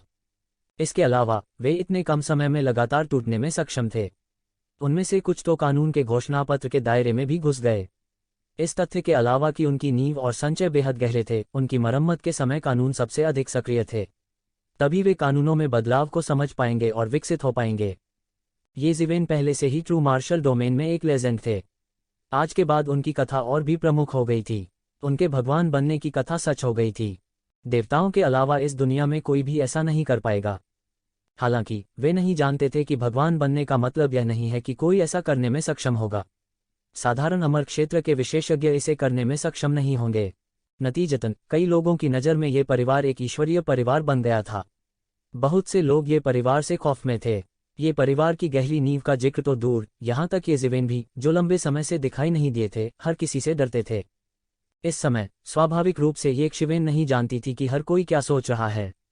वह पहले ही हिडन वैली लौट आया था। इस समय 1 महीने की रिपोर्टिंग और चर्चा के बाद टाइटल वाले राजा जो हिडन वैली के प्रभारी थे, आखिरकार ये शिवेन के लिए उस प्राचीन रास्ते को खोलने के लिए तैयार हो गए। आप अंत में वापस आ गए। लॉ के देवता ने लौटते ही ये शिवेन को देखा। सर्वोच्च बुजुर्ग आपको प्राचीन सड़क का उपयोग करने देने के लिए सहमत हुए हैं। मैं इसे आपके लिए खोलूंगा। धन्यवाद। लपटों के भगवान के मार्गदर्शन में ये ज़िवेन ने रक्त जेल की गहराई में प्रवेश किया। प्राचीन सड़क का प्रवेश द्वार रक्त जेल की गहराई में स्थित था। आग की लपटों के भगवान के स्पष्टीकरण को सुनने के बाद ये ज़िवेन ने पाया कि रक्त जेल का गठन प्राचीन सड़क से निकटता से संबंधित था। वे दोनों रक्त कारागार के अंत में पहुंचे। रास्ते में उन्हें कई प्राचीन अस्तित्वों का सामना करना पड़ा। ये ज़िवेन का दिव्य टेलीकाइनेसिस सीधे बह गया। वह पहली बार ब्लड प्रिजन के अंदर की स्थिति को देख रहा था। ये ज़िवेन को बहुत पहले से पता था कि ब्लड जेल के अंदर देवी देवता हो सकते हैं। वह रक्त कारागार की परिधि में केवल तभी भटक सका था जब वह अभी भी एक देवता था। हालांकि वह अभी भी थोड़ा आशंकित महसूस कर रहा था जब उसने कई प्राचीन देवताओं को महसूस किया जो गहरी नींद में थे। जब वे ब्लड प्रिजन के अंत में पहुंचे तब भी कुछ अथाह पुरानी प्राचीन वस्तुएं छिपी हुई थीं। हालांकि एक शिवेन उन्हें देख नहीं सकती थी, लेकिन वह उनके अस्तित्व को महसूस कर सकती थी। लपटों का भगवान फिर से किसी को यहाँ क्यों लाया? क्या ऐसा हो सकता है कि किसी ने प्राचीन सड़क को खोलने के लिए बुनियादी शर्तों को पूरा किया हो? यह आसान नहीं है। इस युग में वास्तव में कोई है जो कठोर आवश्यकताओं को पूरा करता है। यह भी एक अच्छी बात है। इसका मतलब है कि हमारी हिडन वैली का उत्तराधिकारी है। एक के बाद एक शक्तिशाली प्रतिभाएं उभर रही हैं। यह एक अच्छी चीज है। रक्त कारागार के अंत में रक्त का समुद्र था। यह रक्त का एक अंतहीन समुद्र था। हालांकि इसमें साधारण रक्त की मछली जैसी गंध नहीं थी। इसके विपरीत हवा में एक फीकी सुगंध तैर रही थी। रक्त के इस समुद्र से पूरी रक्त जेल का गठन धीरे धीरे फैल गया था। बस खून का यह समुद्र ट्रू मार्शल वर्ल्ड के आकार के बराबर था। इसलिए यह कहना कठिन था कि रक्त के इस समुद्र से विस्तारित होने के बाद रक्त का कारागार कितना विशाल होगा। हालांकि वे रक्त के समुद्र के जितने करीब पहुंचे उतना ही अधिक वे अपने ऊपर एक अभूतपूर्व दबाव महसूस कर सकते थे। यहाँ तक कि लपटों का देवता भी इस प्रकार का दबाव महसूस कर रहा था। उनका फिगर उतना नेचुरल नहीं था जितना शुरुआत में था। हालांकि जब उसने येकशिवेन को देखा तो वह थोड़ा हैरान हुआ। येकशिवेन बिल्कुल भी प्रभावित नहीं हुई थी। क्या ऐसा हो सकता है कि उसके पास कोई खजाना था जो इस दबाव का विरोध कर सकता था? ऐसा इसलिए था क्योंकि इस रक्त समुद्र से केवल राजा स्तर के बिजली घर प्रभावित थे। वे इस रक्त सागर में स्वतंत्र रूप से प्रवेश कर सकते थे और बाहर निकल सकते थे। यह स्पष्ट था कि येकशिवेन और राजा स्तर के शक्तिशाली लोगों के बीच एक बड़ा अंतर था। तो इसका कोई और कारण होना चाहिए। येकशिवेन को भी अपने दिल में अजीब लगा। जब उसने अभी अभी रक्त सागर में प्रवेश किया था तो उसने वास्तव में एक अत्यंत प्रबल प्रतिकारक शक्ति का अनुभव किया था। लेकिन जल्द ही उसके शरीर में रक्त क्षेत्र का हृदय एक प्रकार की रक्त लाल रोशनी का उत्सर्जन करने लगा। उसने अपने भीतर उसकी रक्षा की ताकि वह इस जबरदस्ती से प्रभावित न हो। लपटों के भगवान ने एक मोहर को चुटकी बजाई। मूल रूप से रक्त का शांत समुद्र हिंसक रूप से मंथन करने लगा। आसमान में हजारों मीटर ऊंची विशाल लहरें दिखाई दीं। फिर खून के पूरे समुद्र की सतह को ऐसा लग रहा था कि जैसे विशाल हाथों की एक जोड़ी ने इसे अलग कर दिया हो। एक रास्ता जबरदस्ती बनाया गया था, एक रास्ता जो रक्त के समुद्र की गहराई तक ले गया। चलो जल्दी अंदर चलते हैं। मेरी आध्यात्मिक शक्ति अधिक समय तक टिकी नहीं रह सकती, आग की लपटों के भगवान ने गंभीरता से कहा। येकशिवेन चौंक गई। लपटों के भगवान की ताकत से दुनिया को तोड़ना कुछ ऐसा था जो मिनटों में किया जा सकता था। फिर भी उसने वास्तव में कहा था कि रक्त का समुद्र अधिक समय तक नहीं टिक सकता। उनके लिए यह निस्संदेह एक झटका था। आग की लपटों के भगवान ने रास्ता दिखाया। वे दोनों तेजी से रक्त के समुद्र में घुस गए। खून का पूरा समुद्र दसियों हजार किलोमीटर गहरा था। अगर यह कोई और होता तो इसमें गोता लगाने में भगवान जाने कितना समय लगता। जब वे खून के समुद्र की तलहटी में पहुंचे तो येकशिवेन ने महसूस किया कि यह खून से रंगी भूमि थी। यह ऐसा था जैसे यह खून से लथपथ था। समुद्र के तल पर एक आत्मा सरनी थी। स्पिरिट एरे को देखते हुए येकशिवेन बता सकती है कि यह एक टेलीपोर्टेशन एरे थी। हालांकि यह टेलीपोर्टेशन व्यू किसी भी टेलीपोर्टेशन एरे की तुलना में कहीं अधिक जटिल था जिसका उसने पहले सामना किया था। वह वास्तव में इसके माध्यम से नहीं देख सका। वह बमुश्किल बता सकता था कि यह सिर्फ एक टेलीपोर्टेशन एरे था। यह टेलीपोर्टेशन एरे है जो प्राचीन सड़क को खोलता है। लपटों के भगवान ने कहा, मैं आगे इस टेलीपोर्टेशन एरे को खोलूंगा। आपको वहां सीधे टेलीपोर्ट किया जाएगा। मुझे उम्मीद है कि अगली बार जब मैं इसे खोलूंगा तो मैं आपको जीवित निकलते हुए देख सकूंगा। उद्धरण चिन्ह। लपटों का भगवान गंभीर था। वह यूं ही निर्देश नहीं दे रहा था। वह पहले भी इस प्राचीन सड़क पर जा चुका था, इसलिए वह इस बात को लेकर बहुत स्पष्ट था कि यह प्राचीन सड़क कितनी खतरनाक थी। मैं करूंगा। येकशिवेन ने सिर हिलाया। इससे पहले कि तुम अंदर जाओ, मैं तुम्हें एक उपहार दूंगा। अगर तुम्हारे अंदर इसे इस्तेमाल करने की हिम्मत है तो आगे बढ़ो। आग की लपटों के भगवान ने अपनी हथेली को फड़फड़ाया और एक नर्म बनियान दिखाई दिया। रंग भद्दा था और पूरा काला था। डिजाइन भी काफी रफ था। यह बिना किसी सजावट के बनियान जैसा लग रहा था। यह है। येकशिवेन ने बनियान ले ली।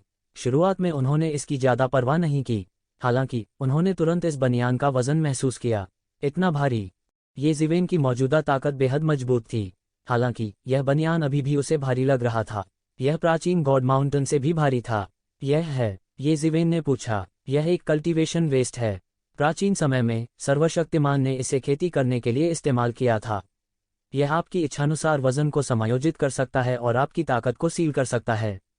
लपटों के देवता ने येकशिवेन को देखा और एक फीकी मुस्कान के साथ कहा। येकशिवेन अंत में समझ गए कि लपटों के भगवान का क्या मतलब है जब उन्होंने कहा कि अगर उनमें हिम्मत है तो इसका इस्तेमाल करें। यदि वह इस साधना कवच को धारण करता तो उसकी शक्ति पर मुहर लग जाती। यह प्राचीन सड़क पहले से ही खतरे से भरी हुई थी। कहने की जरूरत नहीं है, वह बस मौत को दावत दे रहा था। धन्यवाद, आपका सम्मान। येकशिवेन ने एक गहरी सांस ली और साधना कवच को अपने पास रख लिया। यह कोई साधारण कवच नहीं था। इसका मतलब था कि उसने एक खास तरह का खतरा मोल लिया था। कुछ भी उद्यम नहीं किया, कुछ भी प्राप्त नहीं किया। कुछ 100 वर्षों के बाद मुझे विश्वास है कि आपका पुनर्जन्म होगा। अग्निदेव ने संतोष में सिर हिलाया। किसी को यह जानना होगा कि यह साधना कवच ऐसा दिखता है जैसे इसे सड़कों पर लापरवाही से बनाया गया हो। हालांकि यह एक साधारण कवच कैसे हो सकता है जो एक देवता की ताकत को सील कर सकता है? यह कोई दैवीय उपकरण नहीं था, बल्कि यह कई दैवीय उपकरणों से अधिक कीमती और शक्तिशाली था। सामग्री भी बहुत दुर्लभ थी, इसलिए साधारण लोगों के पास साधना कवच पहनने का अवसर नहीं था। येकशिवेन के लिए इसके पीछे के गहरे अर्थ को समझने के लिए पर्याप्त था। ठीक है, मैं फॉर्मेशन को सक्रिय कर दूंगा। आप अपने आप जा सकते हैं। आग की लपटों के भगवान ने एक जटिल हाथ की मुहर बनाई। संपूर्ण गठन एक चौंकाने वाली रोशनी का उत्सर्जन करने लगा। ये शिवेन को पता था कि फॉर्मेशन सक्रिय हो चुका था। बिना किसी झिझक के वह गठन में भाग गया। स्वोश, उसके शरीर को तुरंत दूर भेज दिया गया। आपको जिंदा वापस आना चाहिए, लॉसम प्रभु धीरे से बोला। उसे नहीं पता था कि उसे इस रास्ते पर भेजना सही था या गलत। ऐसा इसलिए था क्योंकि प्राचीन काल से जिस क्षण से इस मार्ग की खोज की गई थी, इस मार्ग पर अनगिनत लोगों की मृत्यु हो चुकी थी। शुरुआत में इसे बड़े पैमाने पर जनता के लिए खोला गया था। बाद में कुछ शीर्षक वाले राजाओं को इस जगह को सबसे मजबूत प्रतिभाओं के लिए एक प्रशिक्षण मैदान में बदलने के लिए मजबूर होना पड़ा। यह अन्य मामूली मौतों और चोटों को रोकने के लिए भी था। ये शिवेन की दृष्टि काली पड़ गई। इससे पहले कि उसके पास इसके बारे में सोचने का समय होता, वह पहले ही रक्तलाल दुनिया में आ चुका था। यह बंजर और उजाड़ था। ऐसा लगा जैसे वह खून की जेल में था। यह प्राचीन सड़क है। ये शिवेन ने चारों ओर देखा। यह संसार बहुत विस्तृत था। आकाश में खून बहुत घना था। यह रक्त जेल की तुलना में 10 गुना अधिक सघन था। किस तरह का वातावरण किस तरह के लोगों को पैदा करेगा। ऊर्जा जितनी अधिक प्रचुर मात्रा में होगी, उतने ही मजबूत जीव पैदा हो सकते हैं। जैसा कि कहा जाता है, महान पुरुष और महान स्थान धन्य होते हैं। रक्त कारागार में देवताओं की तुलना में कई शक्तिशाली प्राणी थे। हालांकि वे स्वर्ग और पृथ्वी के नियमों को समझ नहीं पाए और देवताओं की तरह हमेशा के लिए जीवित रहे, फिर भी उनका जीवनकाल बहुत लंबा था। इसके अलावा उनकी जन्मजात दिव्य क्षमताएं कई देवताओं से भी आगे निकल गईं। इस तरह के शक्तिशाली जियानेटियन लाइफ फॉर्म नेताओं को नहीं समझा, जादू में खेती नहीं की और केवल क्रूर बल का इस्तेमाल किया। स्वाभाविक रूप से इसकी तुलना इस दुनिया में मुक्त और बंधन मुक्त देवताओं से नहीं की जा सकती थी, लेकिन इसे कम करके नहीं आंका जा सकता था। इसके अलावा यहाँ रक्त जेल की तुलना में रक्त ऊर्जा 10 गुना अधिक सघन थी। यहाँ वास्तव में अत्यंत क्रूर अस्तित्व हो सकते हैं। उसने अपने हाथ में खेती की बनियान को देखा। क्या उसे इस तरह एक जगह पर कल्टीवेशन बनियान पहनने की जरूरत थी?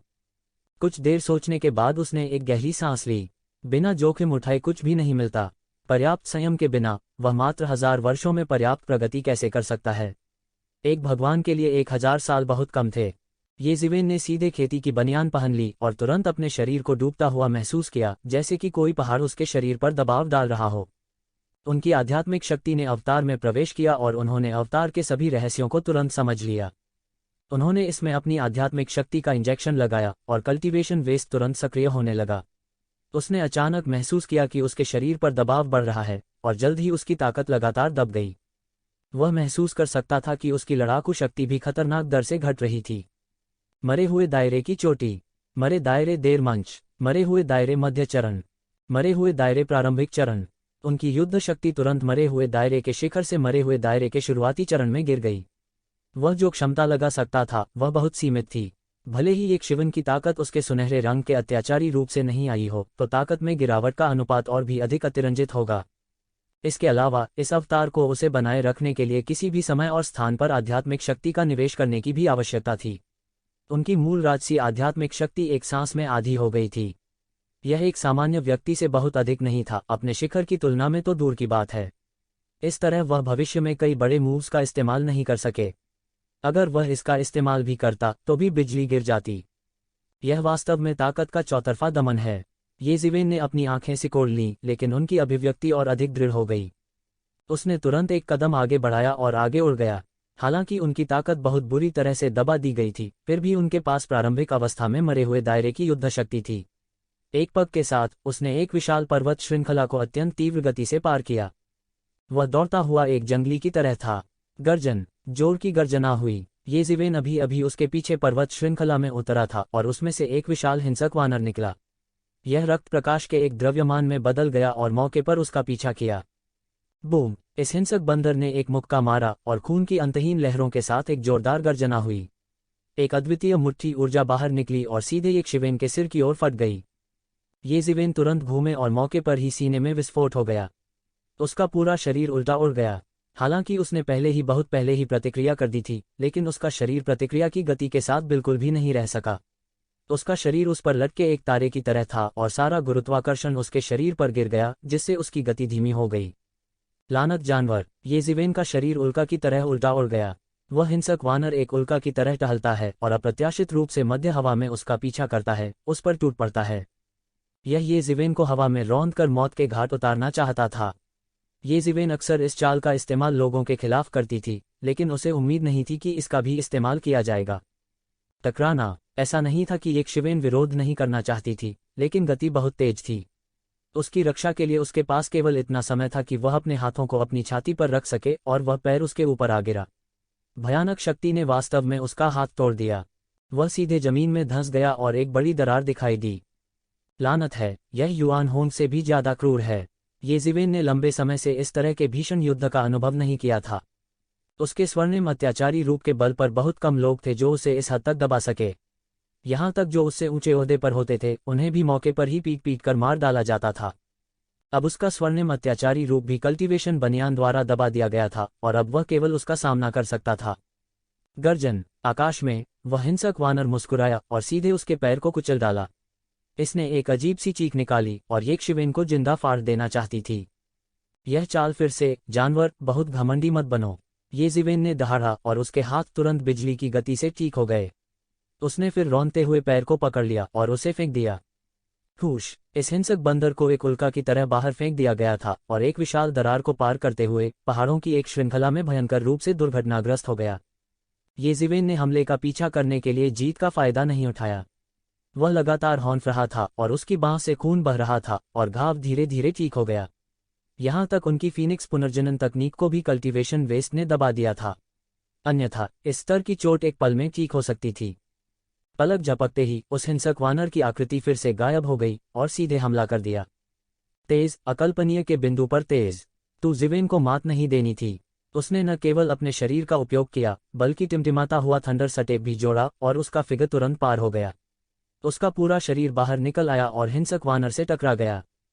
Boom boom boom. एक पल में वे सैकड़ों और हजारों बार टकराए। दोनों पक्ष उल्टे उड़ गए और उनके शरीर से खून बहने लगा।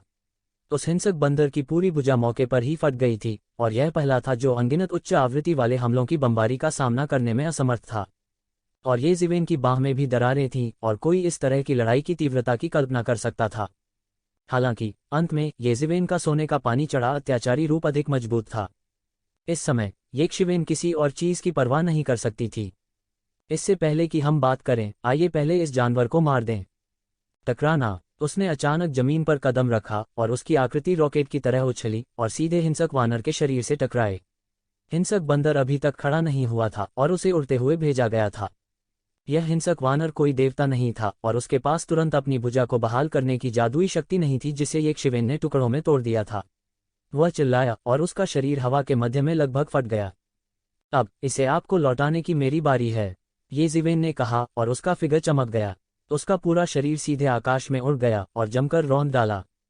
टकराना। एक और तेज आवाज सुनाई दी और हिंसक वानर का शरीर सीधे हवा में फट गया और वह मौके पर ही फट गया और वह बार बार चिल्लाया। हफ हफ। येजिवेन इस हिंसक वानर को मारने के बाद सांस रोके बिना नहीं रह सकी। मूल रूप से इस स्तर की लड़ाई उसे प्रभावित नहीं कर सकती थी, लेकिन अब यह अलग था।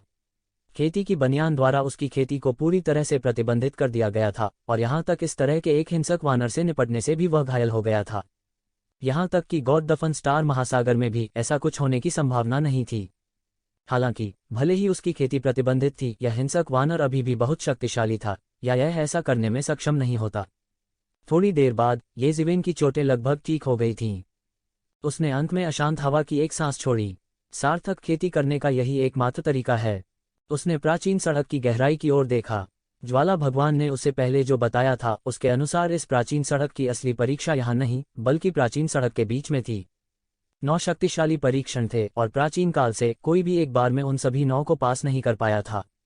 कोई कितना भी शक्तिशाली क्यों न हो, उन सभी को एक साथ पार करना असंभव था, क्योंकि ऐसे अस्तित्व होंगे जो सामान्य उससे भी अधिक शक्तिशाली होंगे। इसलिए किसी की ताकत मजबूत थी या नहीं इसका कोई मतलब नहीं था। केवल अपने दायरे से बाहर की ताकत होने से ही कोई बहुत दूर तक जा सकता है और अंत में सभी 9 परीक्षणों को पास कर सकता है। हालांकि कहा जाता था कि प्राचीन काल से कोई भी ऐसा नहीं कर पाया था। येजिवेन का लक्ष्य था और उसे अभी भी खतरों की परतों से गुजरना था। चल दर, वह चिल्लाया और उसका पूरा शरीर उल्का की तरह शून्य को पार कर गया। रक्तलाल आकाश में एक आकृति लगातार आगे पीछे घूम रही थी। पूरे रक्तलाल आकाश में एक शक्तिशाली ब्लड रॉक उड़ रहा था। वह देखने में सुनहरे पंखों वाली चट्टान की तरह दिखाई देता था, लेकिन उसका पूरा शरीर रक्तलाल था और उसमें असीम शक्ति थी। हालांकि वे इस आंकड़े को लगातार भागने और मारने से नहीं रोक सके। इन लोगों के लिए इस आंकड़े को सच में ठेस पहुंचाना मुश्किल था। यह आंकड़ा कोई और नहीं येज़िवेन था। वह दौड़ता रहा और मारता रहा। थोड़ी देर बाद एक ब्लड रॉक उसके हाथ से फट गया और खून की धुंध के बादल में बदल गया। ये ब्लड रोच बहुत भयानक लग रहा था, लेकिन वो येज़िवेन को बिल्कुल भी नहीं रोक सके। वे सीधे उसके द्वारा समूहों में मारे गए। वह 100 वर्षों से भी अधिक समय से इस प्राचीन मार्ग पर थे। एक देवता के लिए 100 साल का एकांत एक छोटी सी झपकी लेने जैसा था। हालांकि अगर वह इस समय का उपयोग लड़ने के लिए करता तो यह पूरी तरह से अलग कहानी होती। लगभग हर मिनट और सेकंड बहुत लंबा था। यह एक तरह का टॉर्चर था।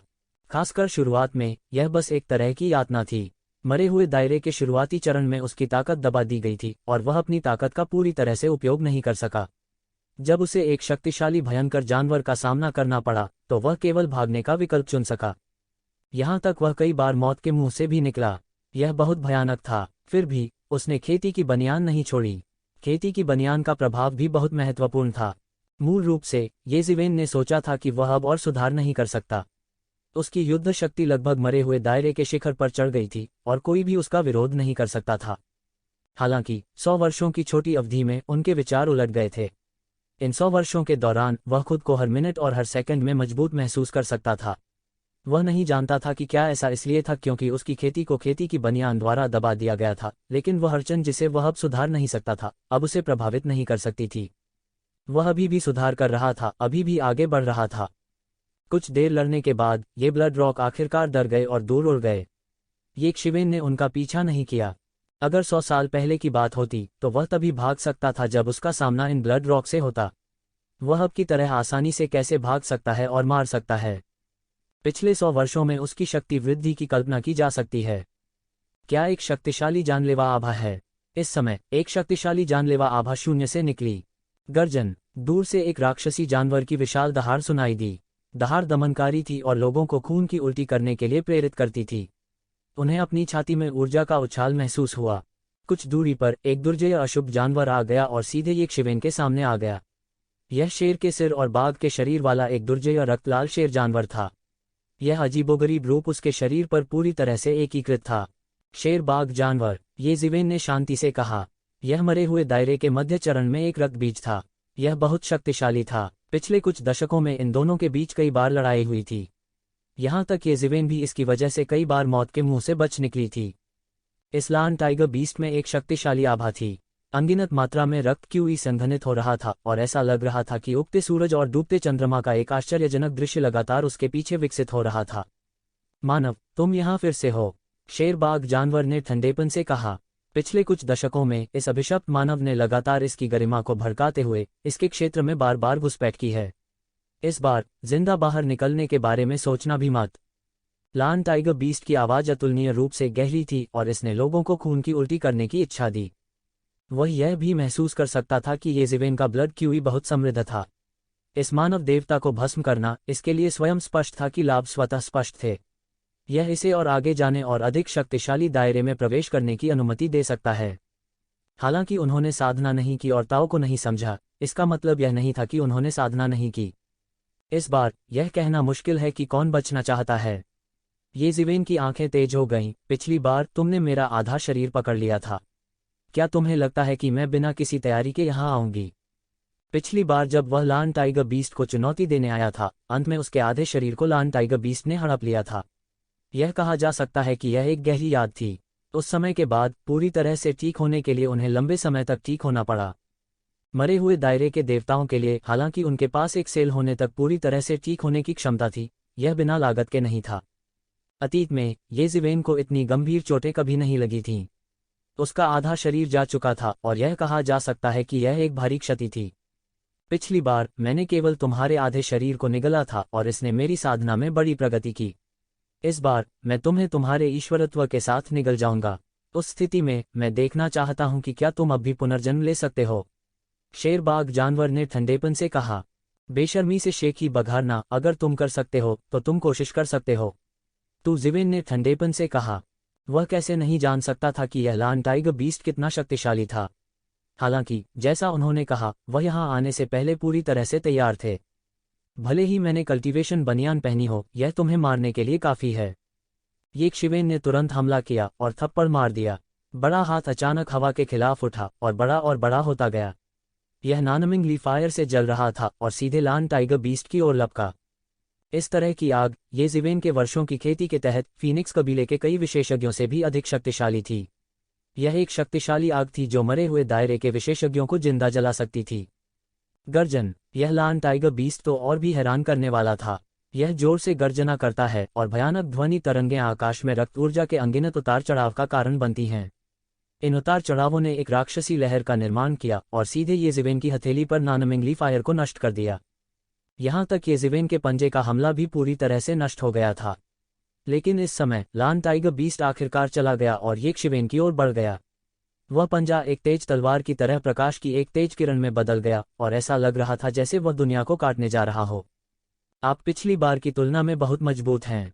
ऐसा लगता है कि मेरे आधे शरीर को निगलने से आपकी ताकत में बहुत सुधार हुआ है। ये जिवेन की अभिव्यक्ति असामान्य रूप से ठंडी थी और थंडर ड्रैगन हेल्बर्ड उसके हाथ में दिखाई दिया और तुरंत बाहर निकल गया। देखते ही देखते दोनों पक्ष सीधे टकरा गए। टकराना। एक जोर की दहाड़ सुनाई दी और लान टाइगर बीस्ट का हमला रोक दिया गया। इसका पंजा और थंडर ड्रैगन हेल्बर्ड सीधे टकरा गए और धातु के टकराने की आवाज सुनाई दी। हालांकि हमला अभी शुरू ही हुआ था और ये जिवेन का थंडर ड्रैगन हेल्बर्ड अप्रत्याशित रूप से गड़गड़ाहट की अंतहीन शक्ति के साथ फूट पड़ा। गड़गड़ाहट की यह शक्ति सीधे थंडर ड्रैगन में संघनित हो गई। उसने अपना खूनी मुंह खोल दिया और मौके पर शेर बाघ जानवर की ओर दौड़ पड़ी। लान टाइगर बीस्ट की प्रतिक्रिया धीमी नहीं थी और उसने सीधे एक कदम आगे बढ़ाया और उसका शरीर रक्त प्रकाश के द्रव्यमान में बदल गया और तुरंत सैकड़ों किलोमीटर दूर दिखाई दिया। उसके शरीर से एक शक्तिशाली रक्त क्यूई फूट पड़ा और उसके शरीर पर कूदने वाली गड़गड़ाहट की शक्ति को एक पल में नष्ट कर दिया। यह कैसे है? यह सिर्फ शुरुआत है, ये जिवेन ने कहा। अब मैं आपको अपनी वर्तमान प्रगति दिखाऊंगा। ये जिवेन ने एक कदम आगे बढ़ाया और उसका पूरा शरीर गड़गड़ाहट और बिजली की गड़गड़ाहट में बदल गया और आसपास भी गड़गड़ाहट और बिजली की दुनिया में बदल गया। मेरे लिए मरो। गड़गड़ाहट और बिजली की गड़गड़ाहट में ये जिवेन की हथेली नीचे की ओर मुड़ गई और एक स्काई फ्लिपिंग सील में बदल गई और जैसे कि आकाश उल्टा हो गया था, यह लान टाइगर बीस्ट की ओर थप्पड़ मारा। ऐसा लगता है कि मैंने आपको कम आंका है, लेकिन आप अकेले नहीं हैं जिन्होंने पिछले कुछ वर्षों में प्रगति की है। लान टाइगर बीस्ट का शरीर अचानक खड़ा हो गया और उसके शरीर पर रक्तरंजित प्रकाश तुरंत एक तेज तलवार में बदल गया और आकाश में उड़ गया। यह इसकी जन्मजात जादुई शक्ति थी। हालांकि यह एक जानवर के रूप में था, वास्तव में सभी प्रकार के हमले यह एक तलवार चलाने वाले की तरह था और बहुत भयानक था। बूम! यह और भी अधिक चौंकाने वाली टक्कर थी और दोनों पक्षों की गति पूरी तरह से बढ़ी हुई लग रही थी और हत्या अधिक से अधिक तीव्र हो गई थी। बजना, बजना, बजना! एक जोर से झंझनाहट की आवाज हुई और शेर टाइगर बीस्ट के शरीर पर खून की हुई तुरंत एक तेज तलवार में बदल गया और ये जिवेन को घेर लिया। ऐसी तलवार की खेती कई तलवार देवताओं को लज्जित करने के लिए पर्याप्त थी। कहा जा सकता है कि तलवार के नियम के बारे में ये जिवेन की समझ एक तरह की चरम सीमा तक पहुंच गई है। केवल इस स्तर पर, और आप मुझसे निपटना चाहते हैं। ये जिवेन ने दाएं और बाएं हमला किया और उसके प्रत्येक भूसे और लात से तलवार की ऊर्जा फूट सकती थी। यह बेकार है, मेरे ब्लड किलिंग अरे में गिरना, यहाँ तक महान लुओ अमर भी भागने के बारे में भूल सकते हैं। लान टाइगर बीस्ट के चेहरे पर कुछ भयावह मुस्कान दिखाई दी और यह बहुत अजीब लग रहा था। वास्तव में ये जिवेन जोर से हंसी और उसके हाथ ने एक जटिल मुहर को दबा दिया। मैंने आपको पहले ही बताया था कि मैं पहले से अलग हूँ। क्या आप अभी भी सोचते हैं कि मैं आपके चॉपिंग बोर्ड पर एक मछली हूँ? थंडर सम्राट स्वर्गीय तोप। उसने अचानक एक हाथ से थपथपाया और गड़गड़ाहट की अनंत शक्ति उसके हाथ में घनीभूत होती रही, राक्षसी उतार चढ़ाव की स्थापना की और सीधे एक भयानक तोप बैरल का गठन किया और बमबारी की। बूम! तलवार का गठन जो अनंत रक्त क्यूई तलवारों द्वारा संघनित किया गया था, मौके पर ही नष्ट हो गया था और भयानक ऊर्जा अभी भी शेर टाइगर बीस्ट के शरीर पर आश्चर्यजनक गति से बमबारी कर रही थी। टकराना। लान टाइगर बीस्ट के शरीर पर बमबारी की गई और खून से लथपथ हो गया और उसका पूरा शरीर मौके पर ही उड़ गया। गर्जन। शेर बाघ दहाड़ता है और उसका पूरा शरीर जमीन पर गिर जाता है। ये जिवेन ने उपहास किया। ऐसा नहीं था कि उन्होंने 100 वर्षों से अधिक समय तक कुछ नहीं किया, क्योंकि उनकी अधिकांश आध्यात्मिक शक्ति साधना अवतार द्वारा खा ली गई थी और इसने उन्हें अपनी कुछ चालों को इस हद तक संशोधित करने के लिए मजबूर किया कि वे उनका सामना कर सके। वर्तमान आध्यात्मिक शक्ति बिजली सम्राट की आकाश भेदी तोप एक हाथ से सबसे बड़ी उपलब्धि थी। लाइटनिंग सम्राट की स्काई पियर्सिंग तोप को एक हाथ से तैयार करने के लिए लंबी अवधि की तैयारी की आवश्यकता नहीं थी। सबसे महत्वपूर्ण बात यह है कि जादुई शक्ति की खपत बहुत कम हो गई थी। बेशक इसकी शक्ति निश्चित रूप से बहुत कम हो जाएगी, हालांकि व्यावहारिकता के मामले में यह पूर्ण संस्करण की तुलना में कहीं अधिक व्यावहारिक था। हसन सील। येज़िवेन ने कदम रखा और उसका हाथ एक प्राचीन दिव्य पर्वत में परिवर्तित हो गया और नीचे दब गया। बूम! दलान टाइगर बीस्ट समय पर चकमा नहीं दे सका और बमबारी कर दी गई। येज़िवेन के हसन सील द्वारा इसे लगभग मांस के पेस्ट में तोड़ दिया गया था। जब येज़िवेन ने फिर से हमला किया तो लान टाइगर बीस्ट ने अपने शरीर में खून की गोली को जला दिया और उसके हाथ से निकल गया। वह दूर से हौंफ रहा था और येज़िवेन को गौर से देख रहा था। यह एक दयनीय स्थिति में था और अब इसका पिछला असहनीय अहंकारी रूप नहीं था। उसकी आंखों में अब भी अंतहीन खौफ था। वह यह समझने में पूरी तरह से असमर्थ लग रहा था कि उसके सामने यह मानव देवता 100 वर्षों से भी कम समय में इतनी अद्भुत सफलता कैसे प्राप्त कर सकता है। कुछ दशक पहले वह अभी भी उसके द्वारा पूरी दुनिया में पीछा किया गया था और लगभग अपना आधा जीवन खो दिया था। लेकिन अब उसके पास उससे मुकाबला करने के लिए वास्तव में पर्याप्त ताकत थी। नहीं, उससे भी अधिक अत्याचारी शक्ति। येज़िवेन मुस्कुराए और लान टाइगर बीस्ट को देखा। उसने उपहास किया, यदि यह खेती की बनियान के प्रतिबंध के लिए नहीं होता तो इस लान टाइगर बीस्ट से निपटना मुश्किल नहीं होता। हालांकि यह लान टाइगर बीस्ट वास्तव में अत्याचारी था। बाहरी दुनिया में मध्य चरण के मरे हुए दायरे की तुलना में यह 10 गुना अधिक अत्याचारी था। यह अतीत में लगभग येज़िवेन के बराबर था। कोई नहीं जानता था कि यह इतना अत्याचारी कैसे पैदा हुआ। अन्यथा भले ही उसकी गति और शक्ति को साधना बनियान द्वारा प्रतिबंधित किया गया हो, उसके भौतिक शरीर की ताकत के साथ वह वापस लड़ने की ताकत के बिना नहीं पीटा जाता। लेकिन अब सब कुछ अलग था।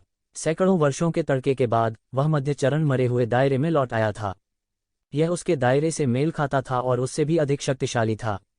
वह महसूस कर सकता था कि वह सीमा को तोड़ रहा है और एक और भी आश्चर्यजनक क्षेत्र में पहुंच रहा है।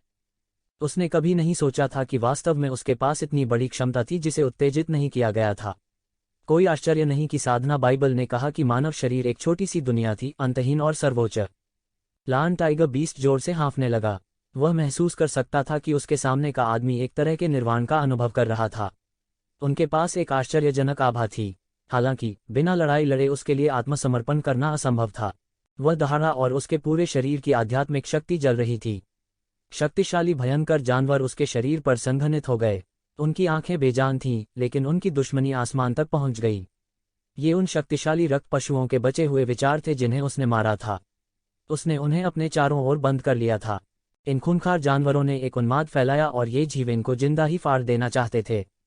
टकराना। येज़िवेन ने एक भयंकर जानवर को मुंह से उड़ा दिया। इस भयंकर जानवर के शरीर को खून क्यूई के ढेर में उड़ा दिया गया था। लेकिन खून का यह ढेर क्यूई तुरंत दुश्मनी के ढेर में बदल गया और सीधे उसके दिमाग में दौड़ते हुए येज़िवेन की ओर दौड़ा। येज़िवेन अचानक इस कदम का सही अर्थ समझ गई। सबसे ज्यादा तकलीफ देने वाली बात ये अशुभ जानवर नहीं थे, बल्कि वे दुष्ट शक्तियां थीं। हालांकि वह जरा भी चिंतित नहीं था। निश्चित रूप से जिस क्षण ईविल क्यूई उसके शरीर में घुसा, उसके शरीर के भीतर का रहस्यमय स्थान बुरी तरह से घूमने लगा। अप्रत्याशित रूप से ईविल क्यूई को अवशोषित कर लिया। हालांकि उन्हें इस रहस्यमय स्थान की उत्पत्ति का पता नहीं चला था, लेकिन उन्हें एक बात पता थी, इस रहस्यमय स्थान की अनुकूलता भयानक थी। इससे कोई फर्क नहीं पड़ता कि यह किस प्रकार की ऊर्जा थी, जब तक यह ऊर्जा थी, यह चुस्त नहीं होगी और यह सब कुछ खा जाएगी। दुष्ट क्यूई भी एक प्रकार की आध्यात्मिक ऊर्जा थी। जब तक यह ऊर्जा थी, यह रहस्यमय अंतरिक्ष के भक्षण से बच नहीं सकती थी। यद्यपि उनके पास अपने मन को स्थिर करने के लिए प्रबुद्ध मन प्राचीन वृक्ष नहीं था ताकि वे प्रभावित न हो, लेकिन उन्होंने वर्षों में बहुत कुछ अनुभव किया था। उसकी इच्छा पहले से ही अतुलनीय रूप से दृढ़ थी। उसकी ईविल क्यूई पर भरोसा करके उसे बेवकूफ बनाना बहुत आसान होगा। टकराना, टकराना, टकराना। उसके द्वारा एक के बाद एक इन अशुभ जानवरों को नष्ट कर दिया गया। अंतहीन ईविल क्यूई उसके दिमाग में घुस गया, जिससे उसकी आंखें थोड़ी खून लाल होने लगीं। उसके शरीर में स्टार बीस्ट रक्त रेखा भी हलचल करने लगी। हा, धिक्कार है मानव भगवान, अब आखिरकार तुम्हारे मरने का समय आ गया है। द लाइगर बीस्ट ने आखिरकार पुष्टि की कि येज़िवेन प्रभावित हो गया था। यह बेतहाशा हंसा और अशुभ जानवरों के ज्वार के साथ साथ दौड़ा। उसने अपना खूनी मुंह खोला और येज़िवेन की ओर काट लिया। उस महत्वपूर्ण क्षण में येज़िवेन, जो पागल होने जैसा लग रहा था, अचानक अपनी शांति वापस पा ली और स्टार बीस्ट के रक्तपात द्वारा लाई गई उग्रता को दबा दिया। वह पलटा और एक मुक्का मारा। मानव दाव मुट्ठी। उसका मुक्का सीधे मौके पर ही लाइगर बीस्ट के सिर में जा लगा। भयावह मानव डाउफिस्ट की कलात्मक अवधारणा इसमें विकसित होती रही, एक ऐसी दुनिया में बदल गई जो लगातार लाइगर बीस्ट के शरीर में विस्फोट करती रही। बूम! विस्फोटों की एक श्रृंखला में लाइगर बीस्ट का शरीर मौके पर ही फट गया और पूरे आसमान में खून में बदल गया।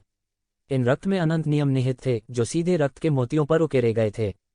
येज़िवेन ने अपना मुंह खोला और इन रक्त के मोतियों को अपने शरीर में समाहित कर लिया। उसके शरीर में एक शक्तिशाली ऊर्जा दौड़ गई।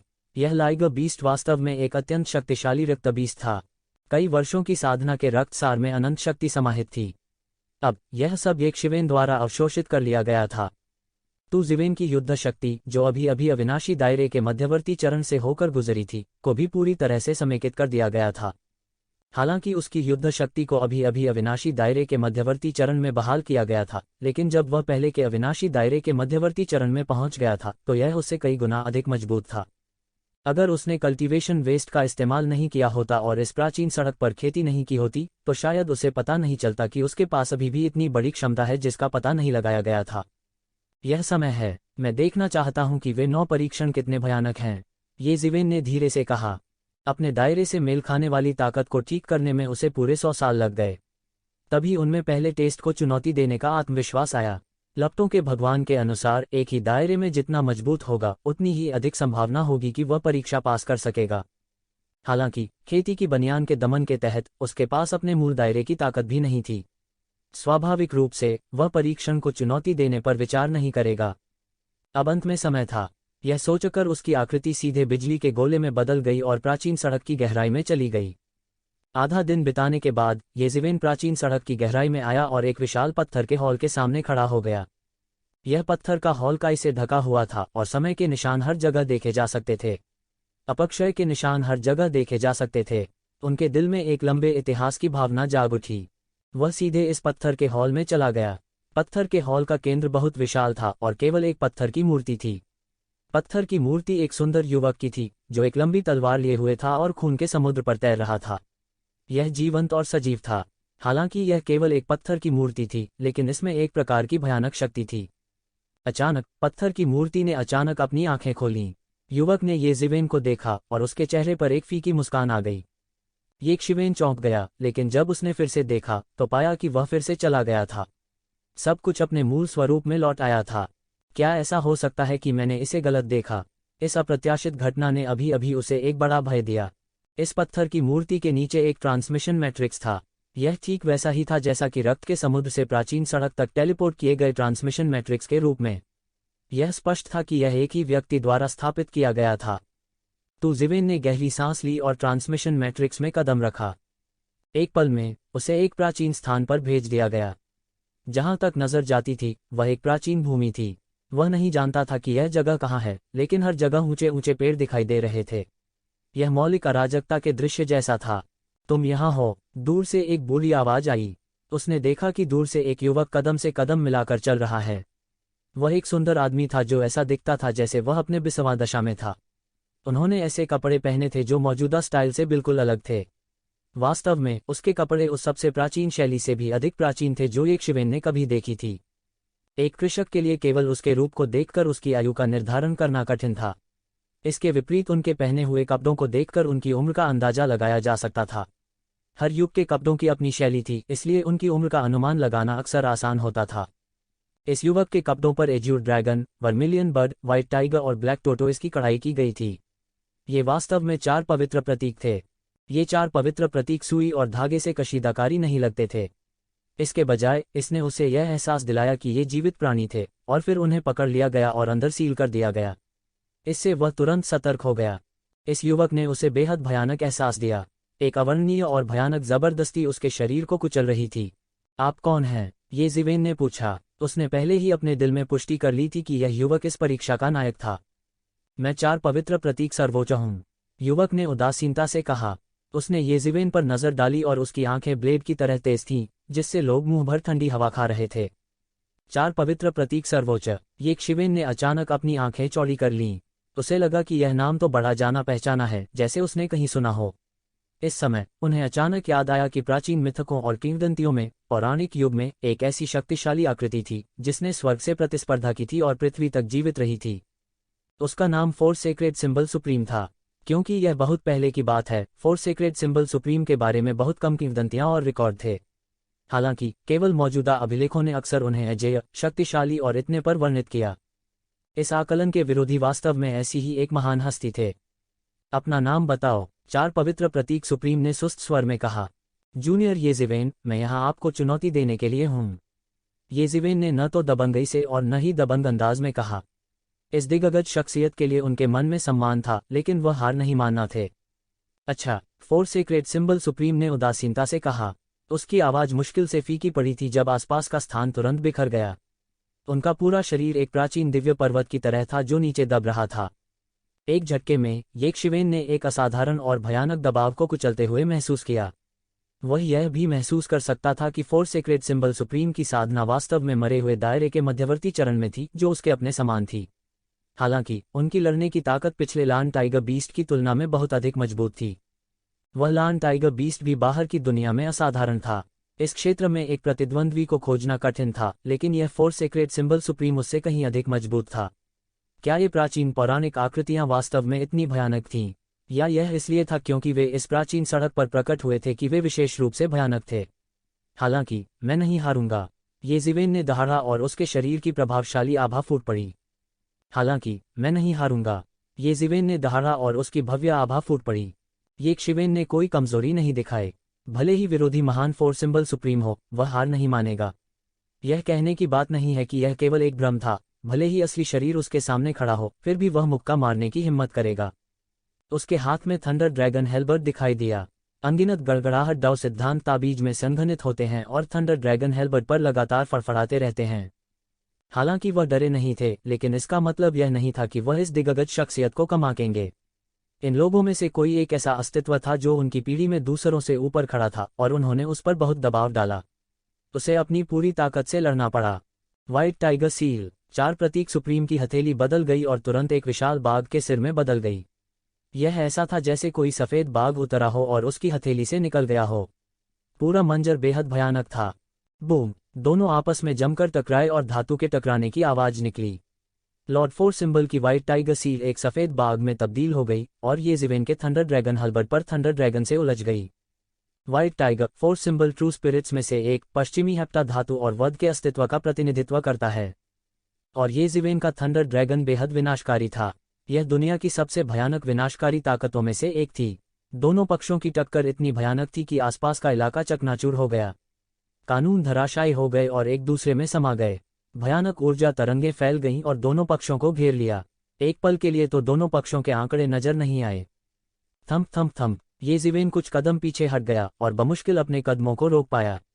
विपरीत फोर सिंबल सुप्रीम भी कुछ कदम पीछे हट गया और उसकी रक्षा के लिए संघनित जादुई शक्ति के नियंत्रण में रुक गया।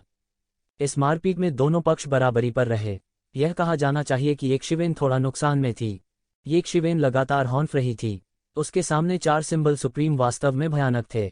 वह बहुत स्पष्ट था कि उस समय की तुलना में जब वह अनंत क्षेत्र में प्रवेश कर चुका था, वह नहीं जानता था कि वह अब कितना अत्याचारी है। अब वह बिना किसी कठिनाई के आसानी से अपने अतीत को हरा सकता था। हालांकि फोर सिंबल सुप्रीम के सामने वह पूरी तरह से नुकसान में था।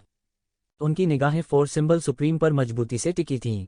उनके शरीर के अंदर का रहस्यमय स्थान पागलपन से काम कर रहा था। फोर सिंबल सुप्रीम के बारे में सब कुछ का विश्लेषण करने की कोशिश कर रहा था। अभी संक्षिप्त बातचीत में उन्हें लग रहा था कि उनके बचाव में कोई दोष नहीं है। 4 प्रतीक सर्वोच्च सम्राट के भौतिक शरीर और दिव्य क्षमता को निर्दोष कहा जा सकता है। विशेष रूप से येशिवेन के मन में अपनी भौतिक साधना के लिए एक नए स्तर का सम्मान था। अभी अभी हुई टक्कर ने वास्तव में उसके हाथ थोड़े सुन्न कर दिए थे। एक भ्रम के लिए इतने आश्चर्यजनक स्तर तक पहुंचने में सक्षम होने के लिए उसे एक नई रोशनी में देखने के लिए पर्याप्त था। वह नहीं जानता था कि क्या वास्तविक शरीर इस भ्रम से अधिक भयानक होगा। यह और भयानक होना चाहिए। वह अच्छी तरह जानता था कि वह इतिहास के सबसे आश्चर्यजनक लोगों में से एक के खिलाफ लड़ रहा है। उसे इस परिणाम से संतुष्ट होना चाहिए। हालांकि वह संतुष्ट नहीं था। यहाँ तक अगर एक शाही सम्राट जो अभी तक दाव प्राप्त करने के लिए उसके सामने खड़ा था, तब भी उसके पास एक मुक्का मारने का संकल्प होगा। ऐसा लगता है कि चाल का उपयोग करने का कोई तरीका नहीं है। मैं केवल इसका सामना कर सकता हूँ। चलो अच्छी लड़ाई करें और देखें कि कौन मजबूत है। येशिवेन के होठों पर मुस्कुराहट आ गई और उसने उदासीनता से कहा। उसने अपने साधना भेस को नहीं छोड़ा क्योंकि यह अर्थहीन था। यह 4 तत्व सुप्रीम उसके लिए सिर्फ एक तरह का प्रशिक्षण था। यदि वह अपने साधना भेष को छोड़ देता है तो यह अर्थहीन होगा। उसने जो सीखा था उसे सत्यापित करने के लिए उसे ऐसी शीर्ष लड़ाई की भी आवश्यकता थी।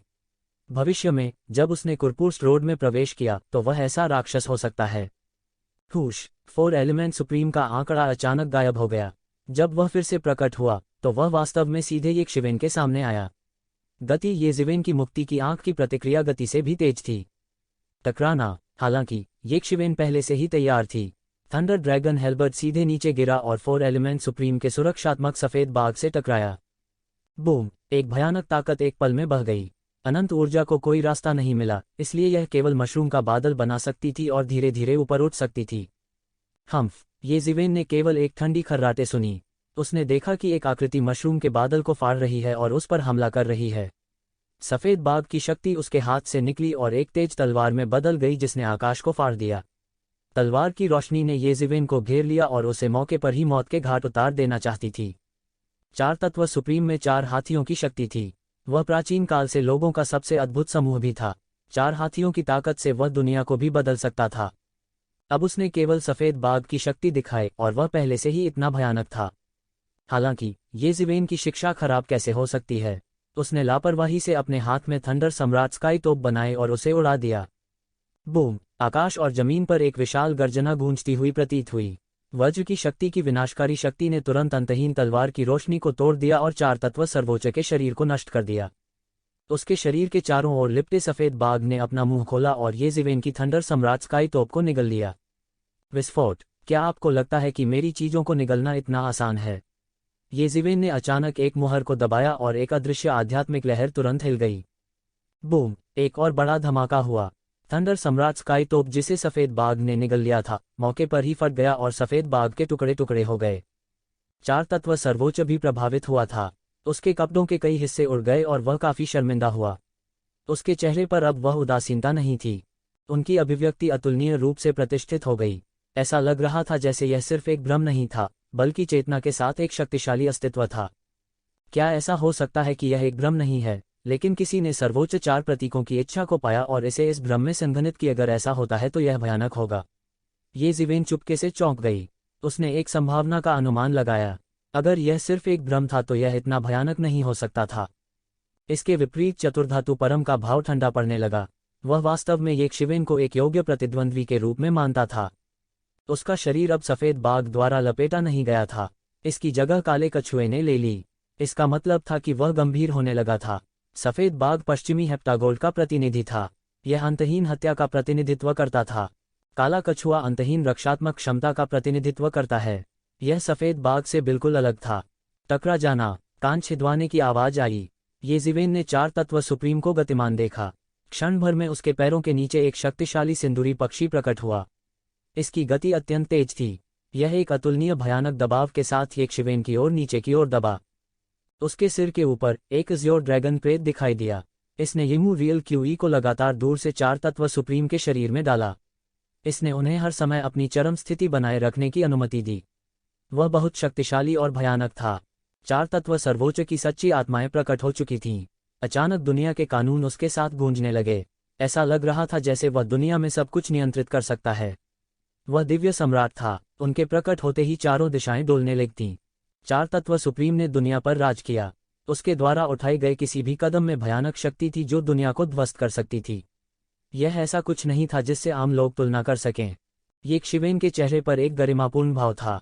उसने अपने हाथ में थंडर ड्रैगन हेल्बर्ट को कसकर पकड़ लिया। उनका पूरा शरीर तुरंत गड़गड़ाहट और बिजली के समुद्र में बदल गया। वह सिर्फ खड़े होकर नहीं देखेगा, क्योंकि 4 सिंबल सुप्रीम ने अपनी 4 प्रतीकों की शक्ति से दुनिया को पूरी तरह से नियंत्रित कर लिया है। यह सिद्धांतों और दुनिया के लिए ही एक प्रतियोगिता थी।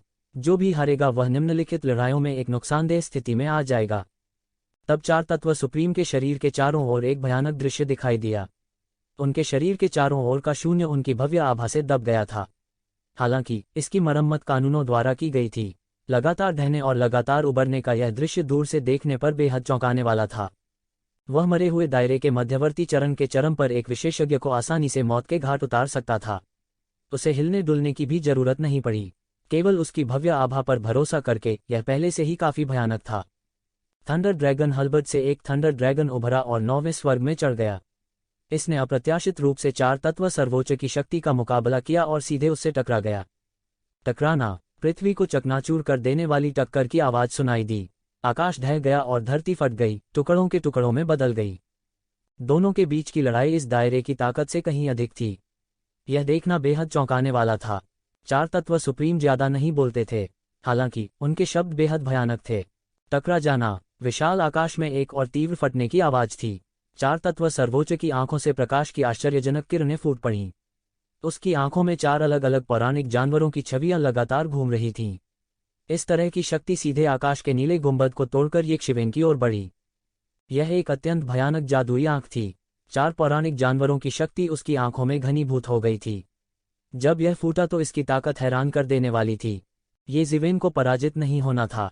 उसकी आंखों में मुक्ति की शक्ति उभरी। छुटकारे की शक्ति ने उसके सामने छुटकारे का एक क्षेत्र बना दिया। चार पौराणिक जानवरों की यह अद्भुत शक्ति आकाश से टूट गई। छुटकारे के क्षेत्र में प्रवेश करने के बाद यह समुद्र में प्रवेश करने वाले मिट्टी के बैल की तरह था। यह थोड़ी ही देर में सफाई से घुल गया। छुटकारे की इस शक्ति ने पलटवार किया और चार तत्व सर्वोच्च की ओर विस्फोट कर दिया। ऐसा लगता था कि दुनिया निंदा की आवाज में गिर गई है। आप दोषी हैं, आपको आंका जाना चाहिए। अनगिनत आवाजें फोर सिंबल सुप्रीम मोनार्क की निंदा कर रही थीं। यह बेहद चौंकाने वाला तरीका था। हम्फ, चार तत्व सुप्रीम ने इसे देखा भी नहीं। मोचन की शक्ति ने सीधे काले कछुए को मौके पर ही मार दिया। हालांकि यह काले कछुए के लिए कुछ नहीं कर सका। वह दबी आवाज के साथ मौके पर ही गिर पड़ा। इस समय फोर एलिमेंट सुप्रीम एक बार फिर दौड़ पड़ा। उन्होंने अपनी आभा को पूरी तरह से मुक्त कर दिया था। यह चरम पर डरावना था। आसपास का क्षेत्र चार पौराणिक जानवरों की शक्ति के क्षेत्र में बदल गया था। वह यहाँ विश्व का अजेय शासक था। एक सफेद बाघ की तलवार की सील एक लंबी तलवार में तब्दील हो गई। यह तुरंत झरने की तरह बह गया। वो खालीपन ढह गया और यक्षिवेन के चेहरे की तरफ दौड़ा। यह उसे मौके पर ही मार देना चाहता था। टकराना, दोनों पक्षों के बीच हुई टक्कर और भी हैरान करने वाली थी। यज़िवेन का थंडर ड्रैगन हेलबर्ट धीमा नहीं हुआ। इसका बारीकी से पालन किया। अंतहीन अराजकता प्रकट करते हुए आकाश तुरंत ढह गया और पाउडर में बदल गया। यह टक्कर पिछले सभी को पार कर गई। इसका मतलब यह भी था कि दोनों पक्षों ने अपने तुरुप के पत्तों का इस्तेमाल करना शुरू कर दिया था। चार तत्व सुप्रीम ने रुकने का इरादा नहीं किया, भले ही उसका हमला विफल हो गया हो। उसका आक्रमण तूफान की तरह और भी तेज हो गया।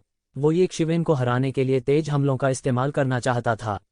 उसकी गति को केवल एक शब्द से वर्णित किया जा सकता है, तेज। उसके पैरों के नीचे सिंदूर पक्षी लगभग आग के गोले में बदल गया था, जिससे उसकी गति चरम पर पहुंच गई थी। सौभाग्य से यह व्यक्ति यज़िवेन था। कोई और होता तो इतनी तेजी के साथ नहीं टिक पाता। यदि वे गति के साथ भी नहीं रह सकते थे तो वे फोर सिंबल सुप्रीम को कैसे हरा सकते थे। तलवार की रोशनी ने खाली दरार को तोड़ दिया और यक्षिवेन की ओर जा गिरी। इस समय यज़िवेन ने थंडर ड्रैगन हेलबर्ट को हटा दिया और इसे स्काई फ्लिपिंग सील से बदल दिया। बूम बूम बूम, हिंसक टकराव अंतहीन था। दोनों पक्ष आसमान तक लड़ते रहे। छलकती ऊर्जा ने निर्वात को चकनाचूर कर दिया। यदि दोनों बाहर की दुनिया में लड़ते तो वे किसी भी समय एक छोटी सी दुनिया को नष्ट कर सकते थे। फोर सिंबल सुप्रीम ने वैक्यूम को रौंदते हुए सभी प्रकार के अंतहीन हमले किए। उसका पूरा शरीर एक प्राचीन दिव्य पर्वत की तरह था जो लगातार यक्षिवेन की ओर दौड़ रहा था। काले कछुए की सुरक्षा के साथ उन्हें लगभग रक्षा की समस्या पर विचार नहीं करना पड़ा। उसे बस मारना जारी रखना था। लड़ाई का यह भयानक तरीका कई लोगों के सिर में दर्द देने के लिए काफी था। हालांकि इस समय यज़िवेन ने भी ऐसा ही किया। थंडर बैटल आर्मर के साथ उनका अत्याचारी सुनहरा शरीर रक्षा के मामले में फोर सिंबल सुप्रीम से भी बेहतर था। भयानक ऊर्जा सभी दिशाओं में बह गई। इस समय बोलने का हुनर था। यह केवल इतना कहा जा सकता है कि यह पूरी तरह से आमने सामने की लड़ाई थी। फोर सिंबल सुप्रीम बेहद मजबूत था। इसके अलावा अज़्योर ड्रैगन दूर से लगातार यीमू जेन क्यूई प्रदान कर रहा था। यह लगभग अंतहीन था। लंबे समय के बाद यज़िवेन नुकसान में पड़ गई। उनकी अधिकांश आध्यात्मिक शक्ति की आपूर्ति कृषक बनियान को की जाती थी। इसके अलावा फीनिक्स पुनर्जनन तकनीक को भी खेती की बनियान द्वारा दबा दिया गया था। उनकी पुनर्प्राप्ति क्षमता की तुलना केवल फोर सिंबल सुप्रीम के स्तर से नहीं की जा सकती थी। कम समय में यह कोई बड़ी बात नहीं थी।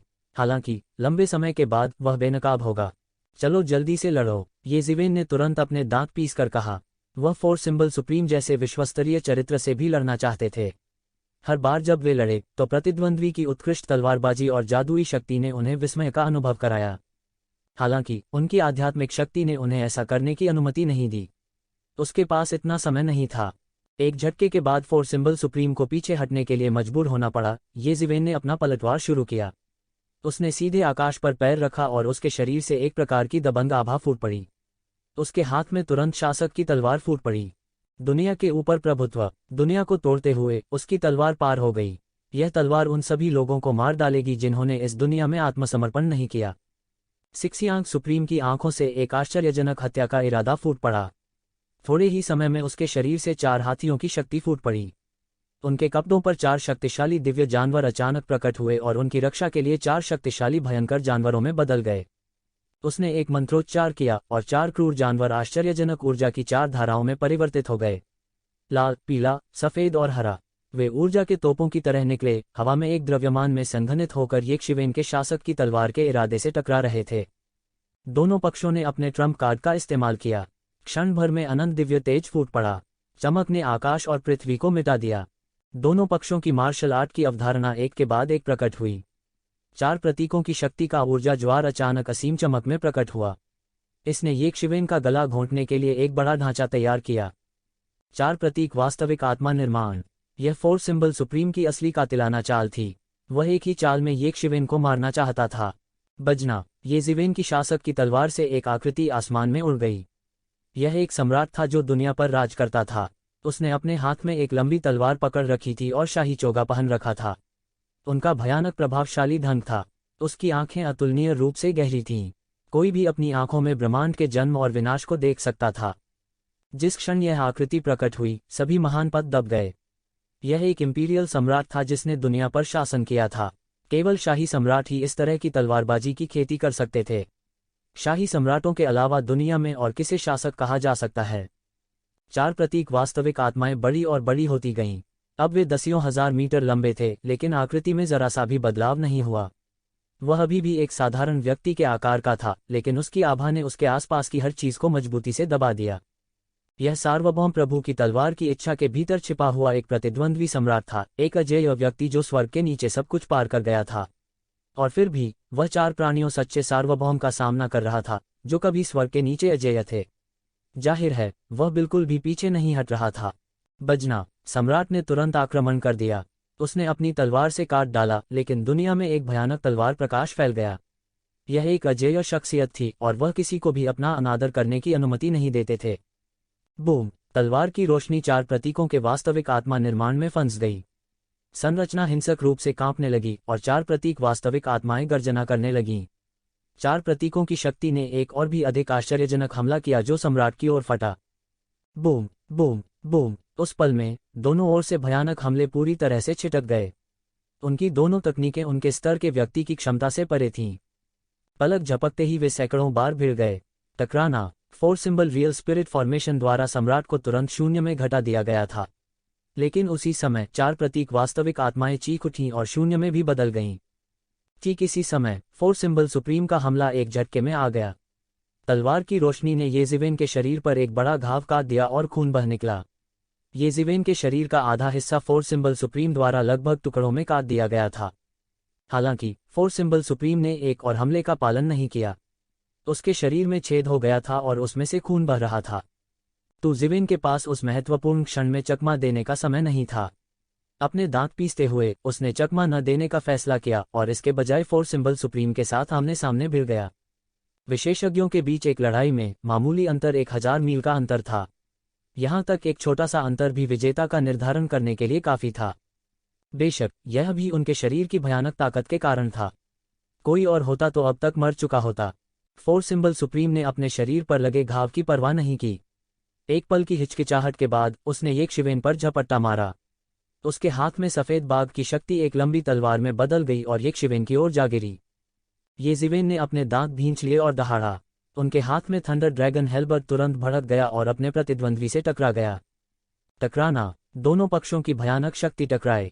येजिवेन का सोने का पानी चढ़ा हुआ अत्याचारी रूप और 4 सिंबल सुप्रीम की 4 सिंबल की शक्ति का एक दूसरे के शरीर पर बहुत बड़ा प्रभाव था। पफ पफ, उनके शरीर से और खून निकल गया। इसी दौरान आपस में टकराकर वे गंभीर रूप से घायल हो गए। उनकी चोटें अभी तक ठीक नहीं हुई थीं, लेकिन वे और भी गंभीर हो गए थे। दोनों पक्ष लाइन पर अपनी अपनी जान जोखिम में डाल रहे थे। 4 सिंबल सुप्रीम उसका वास्तविक शरीर नहीं था, बल्कि मार्शल इच्छाशक्ति का एक संक्षिप्त रूप था। इस तरह की लड़ाई ने उन्हें जरा भी प्रभावित नहीं किया। लेकिन ये जिवेन अलग थी। वह उसका असली शरीर था, लेकिन 4 सिंबल सुप्रीम के हमले अंतहीन थे। वह चाहते हुए भी रुकना उनके लिए संभव नहीं था। मैं हार मानने को तैयार नहीं हूं। तो क्या हुआ अगर मैं एक प्राचीन पौराणिक शख्सियत हूं? मुझे आप सभी से आगे निकलना है। यक्षिवेन की आंखों में अद्भुत रोशनी थी। वह आखिरकार समझ गया कि ज्वाला भगवान ने क्यों कहा कि यह एक परीक्षा थी। उसी स्तर के अंतर्गत कितने लोगों ने यह कहने का साहस किया कि वे इन लोगों का मुकाबला कर सकते हैं। बस उसके सामने इस 4 सिंबल सुप्रीम ने उसे एक मृत अंत में मजबूर कर दिया था। अन्य इससे भी अधिक भयानक थे। वे हर बार अधिक से अधिक भयानक होते जा रहे थे। वह सोच भी नहीं सकता था कि आखिर में लोग कितने मजबूत होंगे। इसमें कोई आश्चर्य की बात नहीं थी कि प्राचीन काल से कोई भी उन सभी 9 को पराजित नहीं कर पाया था। यह केवल एक अकल्पनीय किंवदंती थी, जब तक कि वह पहले से ही एक अभूतपूर्व क्षेत्र तक साधना न कर चुका हो। अगर ऐसा होता तो यह अकल्पनीय होगा कि उसकी ताकत किस हद तक बढ़ जाएगी। उसका विरोधी उसका वास्तविक शरीर नहीं था। उनकी कई चालें अधिक बेईमान थीं। ये एक ऐसा फायदा था जिसका ये शिवेन मुकाबला नहीं कर सकती थी। 4 एलिमेंट सुप्रीम ने ये शिवेन को ठंडेपन से देखा और लगातार मुहरों को चिकोटी काटता रहा। उसके शरीर में एक पायदान की वृद्धि हुई थी और उसकी भव्य आभा भी पागलपन से बढ़ रही थी। उसका खून और क्यूई जल रहे थे।